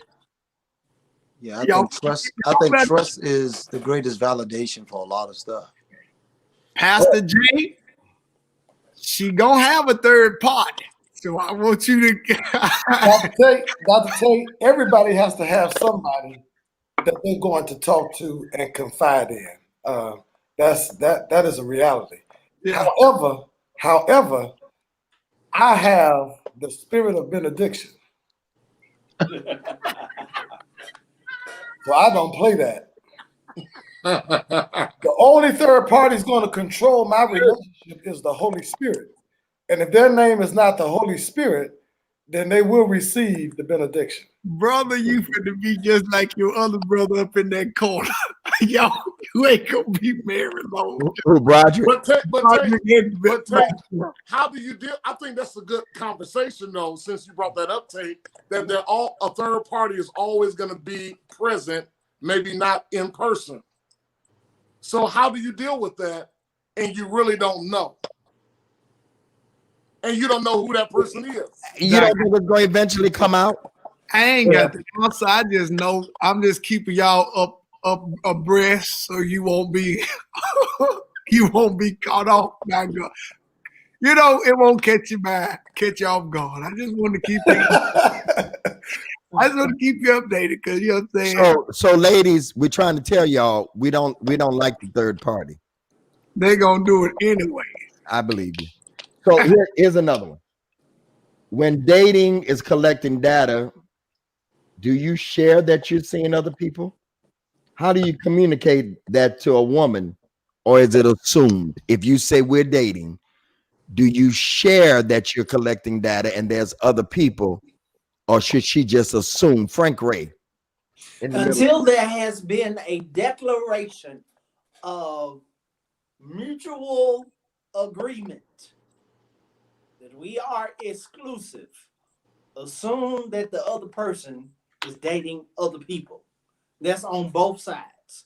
Make no assumptions, and you can avoid unwarranted heartbreak.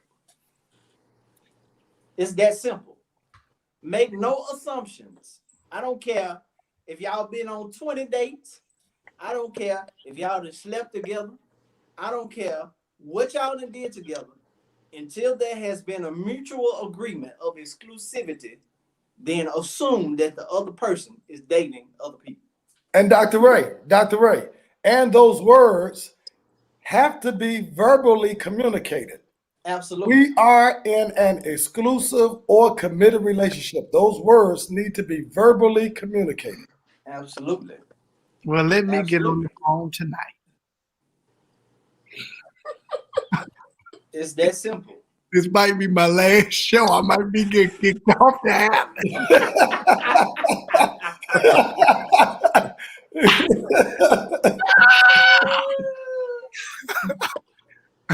But hey, Bishop, can I say I something? don't have that issue, Tate.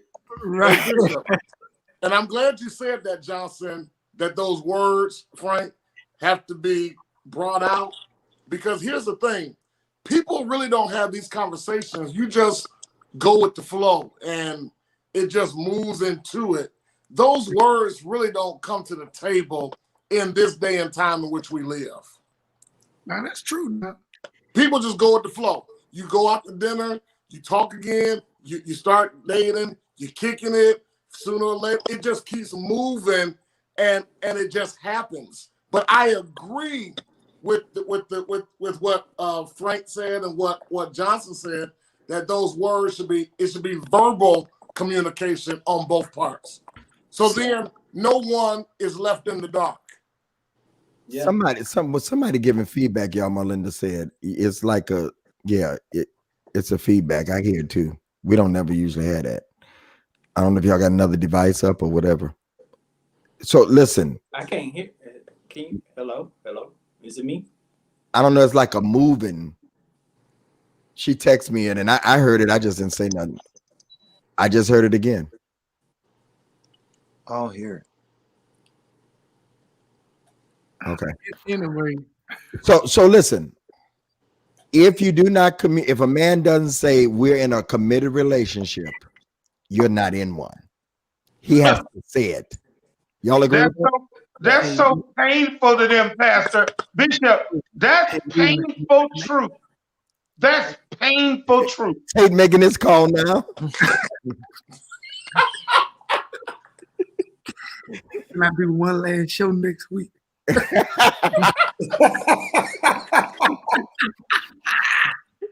No, do y'all agree with that though? That's true. I agree, but Bishop, it don't work like that. What do you mean? It don't work like that. People don't do that. People that's on right now, Are we here to help people? Are we here to help people and tell them? Because that's we're here to help people. But I mean, but is that the way it should be done? I'm saying. No. You just walk around. You just walk around, assume that Lynch is your man, and Lynch ain't never said that to you. No, don't use me. Use Tate because he just made the call. No.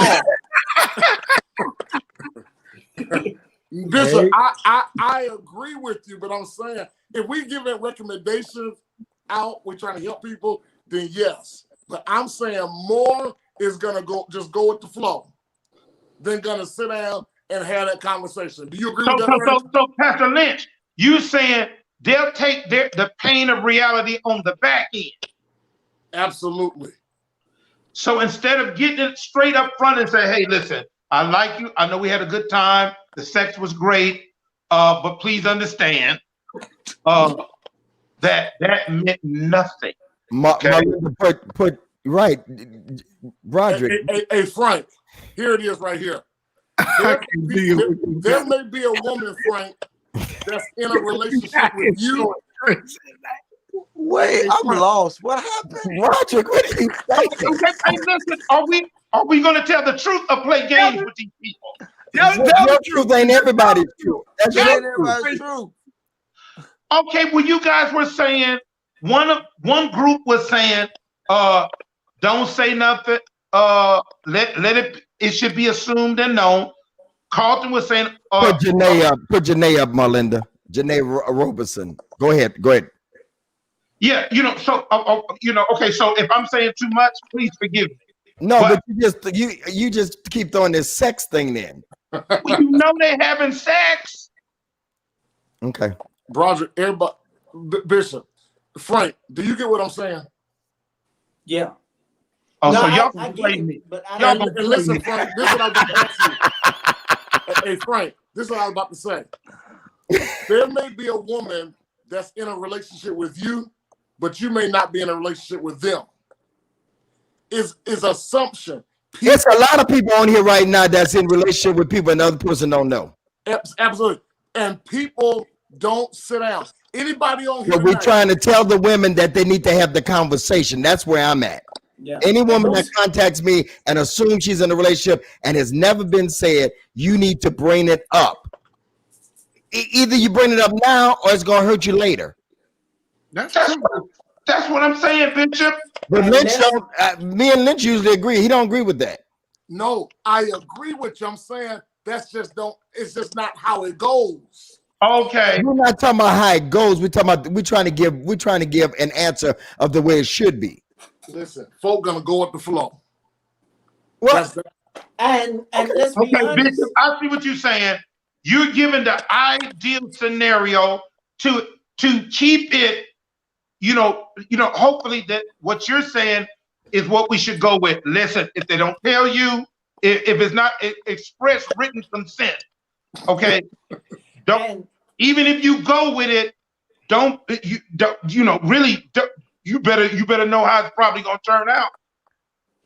And let's be honest, go ahead, Ray.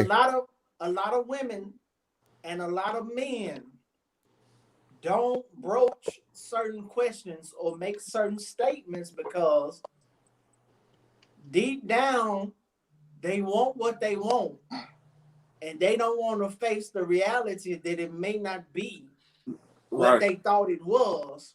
So they create their own perception of what it is, but it really ain't that. And so they dwell in it. They just go with the flow because the reality is he might not want me like this, but I'm giving myself to him like this. And so since I've created this space, I'm just gonna go with it, and it's gonna be what it's gonna be. And then when the consequence hit, they cry victim. And Frank, let me this all I want to say, Bishop. That happens, Frank.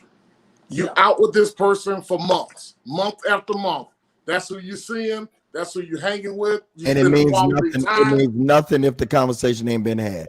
A man will go out with you for a good time for months. But Bishop, but what I'm saying is, when she see this man out to eat, she believes that he's cheating. No, he's not cheating. Because you're right, Bishop, the conversation have not been had. And I'm just saying, let's adapt to that. I'm with you, Roger. Let's agree to that on this show. That's the advice. But the reality is, people don't do that. They just go with the flow. I agree with you, Pastor Lynch, but I'm saying that that's not the proper way to do it. If you either you have the conversation now or you get hurt later. Because okay, but you know what's cold, Bishop? Gentlemen, you know what's really cold-blooded? We already have our trump card. For those who go to, it's basically like saying, as long as you know that until I officially say we're dating, that we're not dating, that's right. But you using the word dating in a different way, and that's why I brought her up here. Dating is getting data. Dating is not a committed relationship. The way we use dating is somebody you just met and you're getting data. Committed relationship is when you're serious about the person. So you're using dating in a different way, Broderick. Okay, so dating is just talking. Dating is no commitment. Until you get a commitment. A committed relationship. Okay. What? Well, you listen. Now, see, I don't get played, so I don't have to worry about it. But the thing is, I'm recovering from being a player. So what I'm saying is, even with the dating piece, and it's definitely, listen, it's definitely wisdom, Bishop. But what I'm saying is, it's kind of like that thing is a little tricky. How to be a player. Y'all saying what's being done, I'm just giving resolution. And it's my opinion that at the end of the day, ladies, trust me, if you do not have a conversation with them, you're not, like right now, there's nobody that can say I'm in a relationship with them. Period. I'm not in a relationship. I ain't like y'all. I ain't got no calls to make. I am not in a relationship. Okay. Neither am I. Okay. Until Miss Harris, you toxic.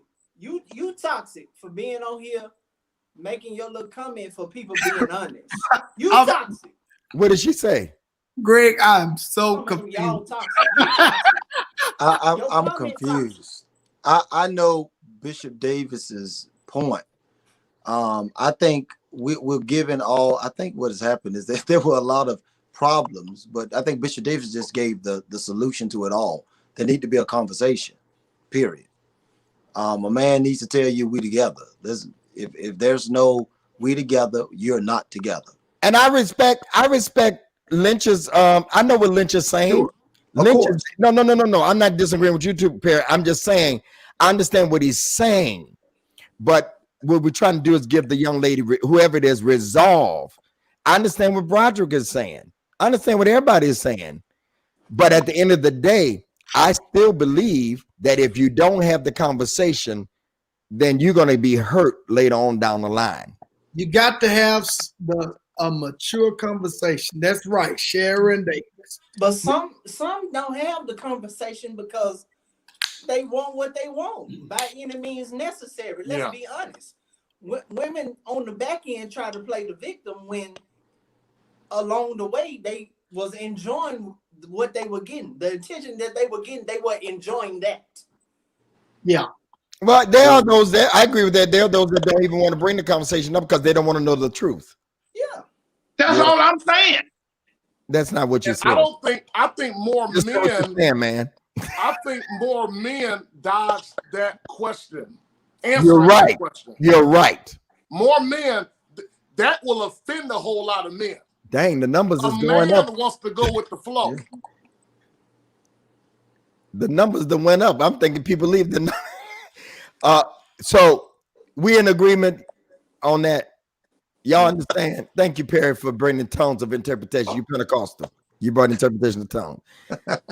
I agree with everybody what they're saying, but I just think that at the end of the day, ladies, you need to have a conversation. If you don't want to have a conversation because you're afraid, watch this. Here you go, Broderick. Tate, all of y'all. If you don't want to have the conversation, then don't complain about the consequences. Yeah, that's good. That's real good, Bishop. You said something, Doc.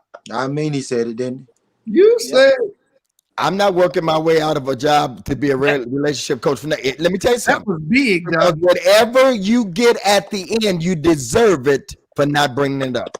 You can't complain about what you tolerate. As long as You can't fix it unless you face it. that's right. And Ray, I'm gonna send you a seed. You're right. Was it you that said they don't want to have a conversation? Yes. Yeah. They don't. That's good. That's almost good as John Terrier's thing he said earlier about you can bring them around your friends all you want to. They're still cheating. Almost. Yeah. Seriously, if you don't want to have a conversation because you just comfortable and you don't want to know the truth about it, you enjoying all this, then you deserve when he tells you that there's somebody else because you never had the conversation and all y'all been doing is getting data. Yeah. See, most women want to deal with life based upon their emotions. Most men want to deal with life based upon reason. And so whenever they're emotionally tied to you and they feel like the reason may be something that's going to affect their emotions, they just avoid the reason altogether. That's good, Frank. Oh, that's Right. deep. That's deep. good. That's good. Right? The later you get, the better y'all get. Yeah, so you got to have emotional intelligence, you know. Yeah. You got to have emotional intelligence, and you can't make falsified expectations off of toxic emotion or a fantasy.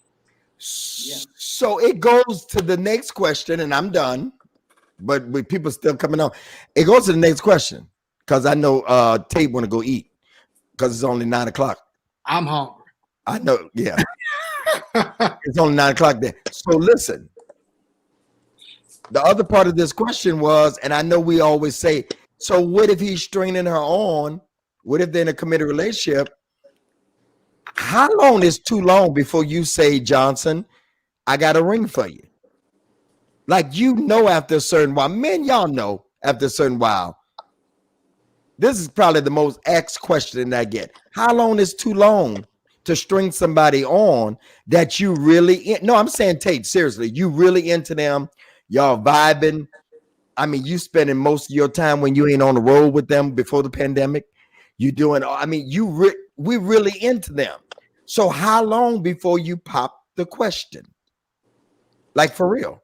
I'm gonna be honest with you, Bishop. I think that after those initial conversations are established as it relates to the committed relationship and the healthy relationship and etc., then I believe that you have to pivot and begin to have those conversations about what marriage is going to look like, what living together is going to look like, because you might be compatible as it relates to a relationship with somebody, but may not be compatible for marriage.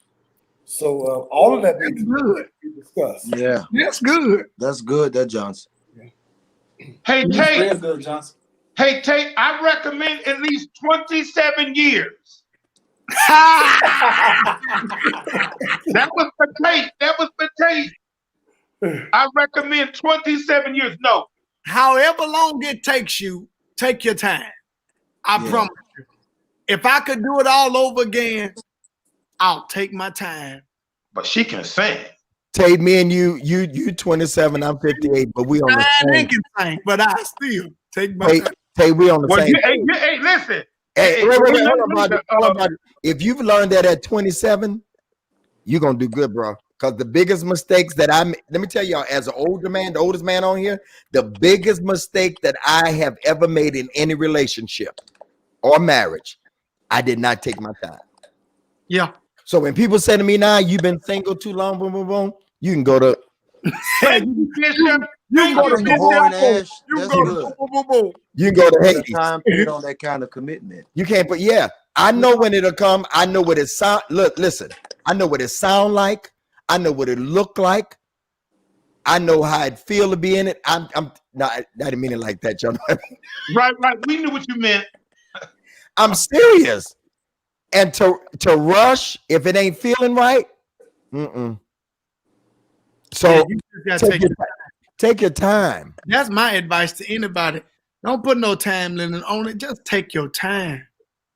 Because the worst thing is trying to learn somebody Thank you, Kiki. you don't even know yourself. Go ahead, Marlon. Take your time. Learn you. Ooh, I know you right. Learn what you don't like. Learn what you're going to deal with. Learn what you don't want to deal with. And that comes with time. Time is running out, but take your time. I believe time is the reveal of all things. You wait long enough, you're gonna see what you need to see. The worst person you can rush is yourself. That's good. And don't rush yourself and you ain't even ready. Exactly. Don't rush. Ooh. So what do you do? What do you do then, Lynch, if that person is giving you an ultimatum and they trying to rush you? Bye. You ain't even got to ask Lynch. Bye. Bye. Yeah. Because if you have the goal and the desire to grow together, growth and maturity comes with time. In times, it's going to be some mess ups, it's going to be some mistakes, it's going to be some mishaps, but some kind of way, when you take your time, you will eventually say, I can't deal with this. I can deal with it. Yeah. Or I don't like this. But when you just gone, boom, you don't know what you're getting yourself into. And you'll be saying, woo, y'all, look what the Lord done blessed me with. The Lord done it. And then 5 months later, you said, man, that devil in hell done sent this woman, sent this man. You know, take your time. The time tells all things. I promise you. And you know I believe you, Tate. 27 years, you better. Let me tell you Yeah. something. Listen, Tate, gentlemen, I would rather either never get married, because Bishop Noel Jones ain't got married. His life ain't too bad. He was married though. He was So, married before. watch this. I would rather take as much time as I'm taking and get it right than to rush and get it wrong. I'm not trying to be poetic. But let me say this. Let me say this. And we got to go. And we're going to turn this thing over. You got to be able, if you've been married before or in a real committed relationship, to take out the time to correct you. Because you got to figure out you can't fix nobody else if you ain't first fix yourself.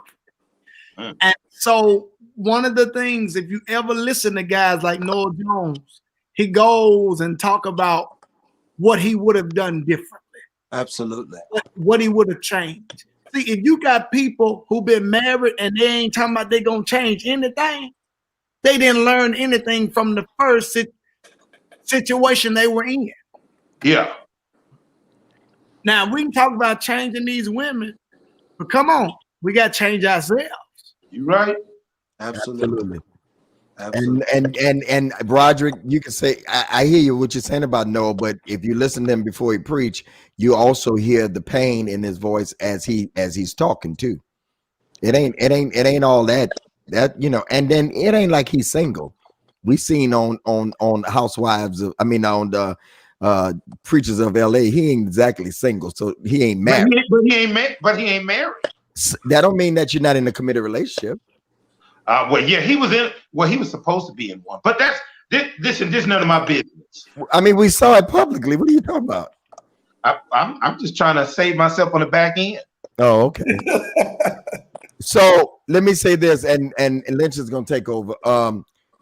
I knew Pastor Kim 6 weeks, and we got married. We lasted 20 years, but we still divorced.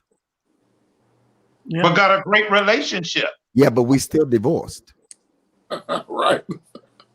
Right. Do you hear what I'm saying? There Yeah. was something that wasn't big. We went. Let me testify for real as he gets ready to raise the offering. 6 weeks, and then within 5 months, 6 months, we start pastoring.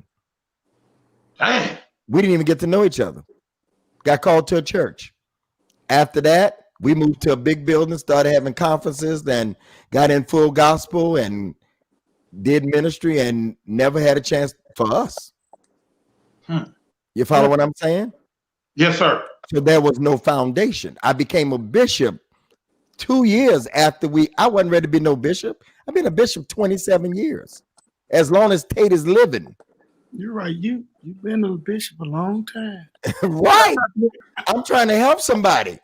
And if I had it to do all over again, I wouldn't do none of it. Y'all probably wouldn't even know me. I'd be some pastor sitting on the corner of Gratiot and Boulevard still. I wouldn't do none of that. That's another conversation. We rushed everything. Yes, we were successful, but we rushed. Tate, you're right. We rushed everything. We never had time for each other. Only for ministry and kids. So there was And then when you really look at it, you really didn't have nothing. And that's what it takes. You're a prophet.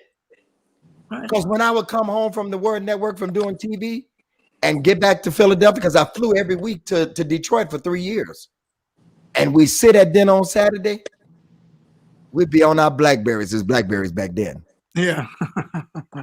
And we had nothing to talk about, kids and the church. And Right. then I'd go to Delaware, she'd go to Philly, because I'd be preaching in 2 different churches.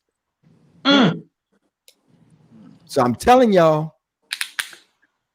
even though we're good friends, we got a great relationship. That's because that's what we choose. But at the end of the day, if I was the man and had it to do all over again, I probably wouldn't have joined Full Gospel. I wouldn't have became a bishop. I probably wouldn't have took a church 6 months after we got married, because y'all quiet now, because we had no foundation. Wow. So, Bishop, here's my question. Brown, Bishop. Bishop, Brown. so you're saying that you would have just focused on the marriage? Yes, sir. Okay. Yes, sir. I mean, that's where the strength comes in from. That strength comes in from that whole focusing on your foundation. Yeah. Yeah. Because I taught that my son Greg is on here. They still say, I taught that the church was the family business. The hell it is. That's Jesus' business. You're right. Yeah, you're right. Doc. You know, that's the way the old preacher taught you. The church comes first and then everything. That's some crap. Don't nothing come before your family and your church. And so my fault in it, man away, my fault in it was I allowed it to happen. Yeah. No infidelity. I'm like Tate, no infidelity. I didn't cheat on her with a man or a woman. She didn't cheat on me with a man or a woman. Y'all hear me? Yes, sir. Our biggest problem was the church that Jesus died for. That's right. That's good, man. Not what I didn't die for. He died for it. Wrong priorities. We took off. We were successful. Yeah. My wife preached in churches that I ain't never preached in Neil Ellis Church. She went there a couple of times because she preached one message in full gospel. And the bishop was almost pulling off the stage. She killed it. And Took off, but didn't have nowhere to land. we were both gone all the time. I was doing 2 crusades, 3. Man, that's a whole nother thing. I'm telling you. That's when you was doing 7 days of glory. I was doing 7 days of glory. That's why I don't do conferences now. I did all that. And my daughter, Michael, who was the youngest, when she saw an airplane, she said, "There go daddy." Because I was gone. She held the family down. But if I had it to do all over again, I wouldn't do it like that. I'd be Reverend Greg Davis somewhere. And Bishop, honestly, and I know we're not shifting into, you know, a pastoral show, but if you talk to a lot of pastors, your testimony wouldn't be by yourself. They ain't gonna tell it though. I'll tell mine. I ain't got nothing to lose at this point. Yeah. I think more will in this season. I think so. Where you're right, we were never taught that our family was the first ministry. That we were always taught that is always about the church. And a lot of people have started. I've been pastoring 17 years, been preaching 26. And sometimes I remember, how old was you for your first church? I started pastoring my first church, I think like 17, 18. Yeah, see? Yeah. You know, so there's a lot that's another subject. Let's go. We done, Bishop? No, I'm just saying to everybody, make what's first. And that is if God sends you somebody in your life, balance it out. Because you're looking at somebody now at 58 years old, you know, had it to do all over again, it wouldn't go that way. That's a blessing. It's good, Bishop. At that age, I was climbing. I'm not climbing no more. I'm still climbing. I got a lot of things I want to do, don't get me wrong. But what was important to me then, as Solomon said, you know, it ain't as important. And so if you get somebody, balance your time out. She made us go on vacations. Yes, that was the good part. My son on here, he'll tell you, she was the one who held it down. But then she got busy. We had a house and we had 2 offices. My office was here, and then Bishop Morton turned around and made her my assistant because I kept firing people. So then we worked together in full. That's the more load on top of the load. We want salary from Full Gospel. So we that's all we did. That's all we did. Plan conferences, plan churches, preached. Then the Word Network came, and after that, it was downhill. So the success you see in people, sometimes there's a cost, and sometimes it's their very family. Yeah. Wow. You got it, Lynch. Wow. Jesus Christ. Bishop, that's good. That's healing too. Hey, Perry, jump right in. Perry's gonna take us. You know what? He's gonna lift. I think that for all of the viewers, with a word like that or something like that, you know, healing, in the words of Bishop Davis, healing has begun for several of us.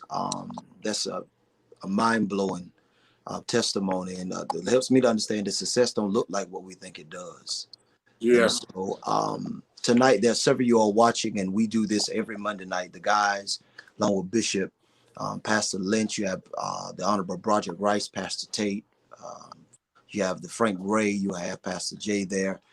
We want you to sow tonight into this moment. And whether we want to admit it or not, the Spirit of God, I felt it when he was talking, because I felt something different. And many of you all watching felt the sincerity of that moment. And one thing I find out, seeds break cycles. And so tonight we want you to sow into this anointing. One thing I do admonish each one of you all to do is sow at least a $33 seed. And 33 represents the life of Christ. He was the greatest seed that came into an earth that didn't need soil, that didn't need support, but still grew. And I found that oftentimes we all come together looking for someone to support us. Tonight you got advice, tonight things, but I want you to know that you can see everybody in the room but yourself. And so you invest in yourself tonight with that 33 is right there. $ Greg Davis Ministries 1. You sow it. At least 20 of you all can sow that $33. If not, 30 of you all can do it. You sow it now. When you do it right, done. Let us know that you're doing it. Tonight, make up your mind that you want to break the cycle. As women, you all know that every month you encounter a cycle until a seed comes into your womb. It stops the bleeding. And so tonight, I want you to stop the bleeding. Many of you all are bleeding. Many of you all have things you're going through. Many of you all have relationships that you're looking for God to come in. Many of you all are looking for something from the Lord. And with what Bishop Davis just opened up tonight, healing for a lot of us. I even felt it for myself. Made me reevaluate time with my son, my family. I want to admonish you to sow it and give something tonight, that $33 seed. And when you do it right, done. And we're going to pray over that seed. We're going to decree and declare we have enough power on this panel from international to local that can release a word over what you've given tonight. And so I want you to do it. You sow it readily. That $33, many of you all can do it. It's the life of Christ. Some of you all can do it 133. Whatever you can do. Nevertheless, give on your level. Be a part of this moment. The healing has begun for a lot of us. And tonight, Erica, here we decree and declare that healing begins for you as you're doing it now. That $33, we prophesy prophetically that God is releasing what you need tonight. It's 12 midnight. And at midnight, there was a suddenly, and we decree it now over your life as you sow that 33. When you do it right, done. Marlinda may show other names. We're going to pray with you, touch and agree with you tomorrow. We're decreeing and declaring you're one of the ones. Sow it now. You have entrepreneurs, Asia. You're another. We decree it over your life that God is going to stop the bleeding. That relationships, whether it's in family, whether it's in your finances, whether it's in your mind, whether it's emotional, mental, we decree and declare that healing, I'm sorry, the healing begins tonight for you. We decree it now for you, that everything that God has said for you will work. Why does God want my money? It's because money defines the condition of your heart. Where a man's treasure is, so is his heart. So sow that seed, that 33. We're looking for at least 30 of you all can do it. 50 of you all can do it. Sow it tonight. Do it now. Joseph Manaway, God bless you, sir. We decree and declare prosperity. Brittany Lynn, we decree and declare it. Kiki, do you love me? We decree and declare that favor is going to fall on your life. Maria, Michelle, Harper, not pronounce your name right. That 33, do it now. We have entrepreneurs that can sow that 133. Right there, Nicole Global, you sow it tonight and watch God stop the bleeding. Remember, seeds stop cycles. And we decree and declare that seeds, your seed tonight, stops your cycle of bleeding. We decree and declare it tonight. Pastor Lynch. Hallelujah. Final words, Pastor Tate, while they're still given. God bless you. I love each of you. And I think what we're going to do in the near future, so you all won't get offended so much and carry so much on your sleeves, we're going to start tying what we're talking about into the word of God. See, you can fight us, but you can't fight the word. And I think that's what we're going to use on some of y'all. So y'all can get some order. And I think God has really blessed us with a viewership of people who need to hear not only just our perspective, but the word of God. Hallelujah.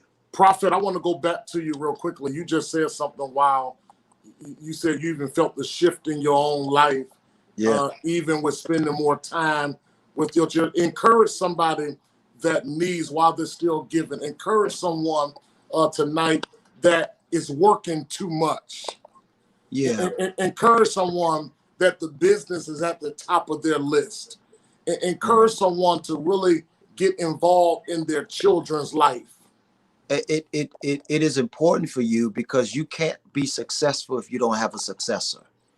And we oftentimes we find ourselves building ceilings, but as Bishop said, you haven't built no foundation. Pastor Tate even said that, your foundation. And remember, God is a God of generations. He's not a God of just you. He's a God of generations, even down to your third and fourth generations. And we talk about legacy. Pamela, we stand with you tonight. And so even as my son. I remember being on the plane all the time, missing my son's moments with him. And it was not until I realized that I missed my son walking, missed him running, you know, for the sake of the church that was going home to their children smiling and running.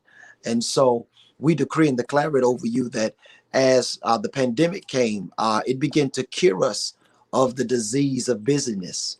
It stopped us from being busy, stopped me from being over there. So tonight, you know, invest in your lineage, invest in your children, invest in yourself, because a child is the closest thing to eternity on earth that you will have. A child, a son is a reflection of eternity, or a daughter, whichever one you have. So keep that in mind as you're sowing that 33. Invest and begin to decree and declare over your children that cycles are breaking for them as well over your life. We say that for yourself. Say that for yourself. Final words, Frank Ray. Thank once again for the night. I'm blessed tonight. I literally feel the anointing in the room where I am, even though we're all in different rooms. Thank you so much, Bishop, for your transparency and honesty tonight. It has been a blessing to all of us. I'm one who has decreed and declared that I will not allow ministry and the church to supersede what I sow and what I invest into my family. And so I want to be on that same tip. Now, I don't want to make those mistakes in my early age as some of the older guys did, because I've seen it firsthand how oftentimes we sacrifice family for the ministry, and it should not be that way. Also, I want to say again, as I said last week, we are a matter of days away from election day. This election is extremely important. I need everybody who has not already voted to make sure that your voice is heard, make sure that your vote counts. It does matter. So if you have not voted, please vote. Then the last thing I want to say, a couple of days ago, the CDC declared that there were only 2 states that reported a decrease in COVID-19 cases. So COVID-19 is still here, alive and well. So take precautions, protect yourself, wear your mask, do all the things necessary to try to protect yourself from this virus. And that's it. Thank you. Bishop, before I go to Roger, let me thank you for allowing the Father to come out tonight and encourage so many people. I know you let it go because it was getting ready to shift in another direction. But even while you're giving tonight, we're gonna pray at the end. We want you to drop, keep giving on tonight, letting us know you're giving. We're lifting up you even right now. But we want you to drop your name if you're requesting prayer. Bishop is gonna close us out tonight. Roger, final words. You know what? I want to say this. Thank you. I'm 55. I've been preaching 36 years, and I've been doing comedy for 33 years. But I want to say to all of those that are watching, I'll come on here. My goal isn't really to tell you jokes and to make you laugh. I don't get paid for that. When I come on this platform, my goal is to share with you, to enlighten, to empower, and to encourage. I know they say sometimes, well, he's a comedian. I think sometimes that get in the way of people taking me seriously. So I want you to know, while I am funny, I'm a professional comedian. When I'm on this platform, it is my hope that when I say something, even if it comes across funny, that you will understand I'm speaking from 55 years of life, 36 years of preaching the gospel, and 33 years of bringing healing through laughter. So I want you to know I'm not trying to be funny or come off foul at you or any of the gentlemen on the panel. I'm coming to share with you what God has shared with me. And I thank you for understanding and receiving that. Amen. Pastor Johnson. Yeah, again, I enjoy being on this show every week and on this panel with Bishop and my brothers. Let me say thank you to Bishop Greg for being so transparent and being a blessing. I'm always teased about Bishop always making reference to Pastor Kim, but you gave a lot of context on tonight, and it really blessed me. And what to think about it, what to reflect on, and what I be preparing myself for when it's time to get married and trying to balance doing ministry. So you really blessed me on tonight. Bless you. We need every single person. Bishop normally blesses us every week, and we're appreciative. But I need to sow that 33 tonight myself. Yeah. I feel something different. I'm gonna sow it as well. Already did. Yeah. When I get off of this device, I'm gonna sow that 33 because I just believe it shifted and went in a different direction on tonight. Bishop, before you give final words, I ain't got nothing else to say. I'm good. I didn't say it enough. I'm good. yeah, I want you Because I might start preaching. There's an anointing in it for real. Yeah. Well, I want two things, if you allow me to do. One, you said to me earlier today, you were talking about how you just tired. Maybe it was yesterday with all the demands that you have going on, even on social media. Pastor Tate, I want you to lift up Bishop. See, they think, Pastor Tate, that this is entertainment. No, this is a moment of empowerment. I mean, it's funny at times, but understand that we all preachers love God, have struggles, got situations, and all the things that you go through may be in our homes as well. Before we pray for all of those that's on tonight, Pastor Tate, I want you to lift up our host tonight, Bishop Greg Davis. All right, let's do it. Father in heaven, in the name of Jesus, I come lifting up Bishop Davis to you right now. I pray that you continue to expand his expectation. I pray that you enlarge his territory. Father, I believe that you have invested so much in him that you're getting ready to do something great through him, that lives will be changed and challenged and even made the better. I pray that you cause increase to come to the Celebration Church. I pray that you cause increase to hit all of his children's lives. I pray that the blessing in your hand continue to flow on his life. I come against every devil, every demon that comes to cause him to feel as if he's fatigued and he's frustrated. I come against any of that. That his work and his labor is not in vain, that through his ministry, that through his works, that lives are being changed and souls are being saved, and continue to bless him in a mighty and marvelous way. We ask it all in Jesus' name. Amen. Amen. Bishop, will you close us tonight? Thank all of you tonight. I pray that you've been blessed tonight. This kind of shifted a different way. We still got like 400 some people on here. Thank you for all your giving on tonight. And I want to thank these brothers for sacrificing every week of their time. Tate running in and then having 8 and all that because he's on a 3-hour different schedule. But all of you, Pastor Johnson, thank you. Prophet, thank you. Ray, thank you. Thank you, Tate. Thank you, Broderick. Thank you, Lynch, for even seeing this vision. We started off doing this as a fill-in on a Saturday night because Lola couldn't show up, and look what it's a spinoff. And we'll be back next week, same time, same place. Send your questions to us. Tell your friends to look at the repeat of this. We had 21,000 last week. If we add up all of the platforms, we probably hit 200,000 people or so. Thank you all so much. And we'll see y'all next time. We'll leave the giving up for a minute. Thank y'all. Good night.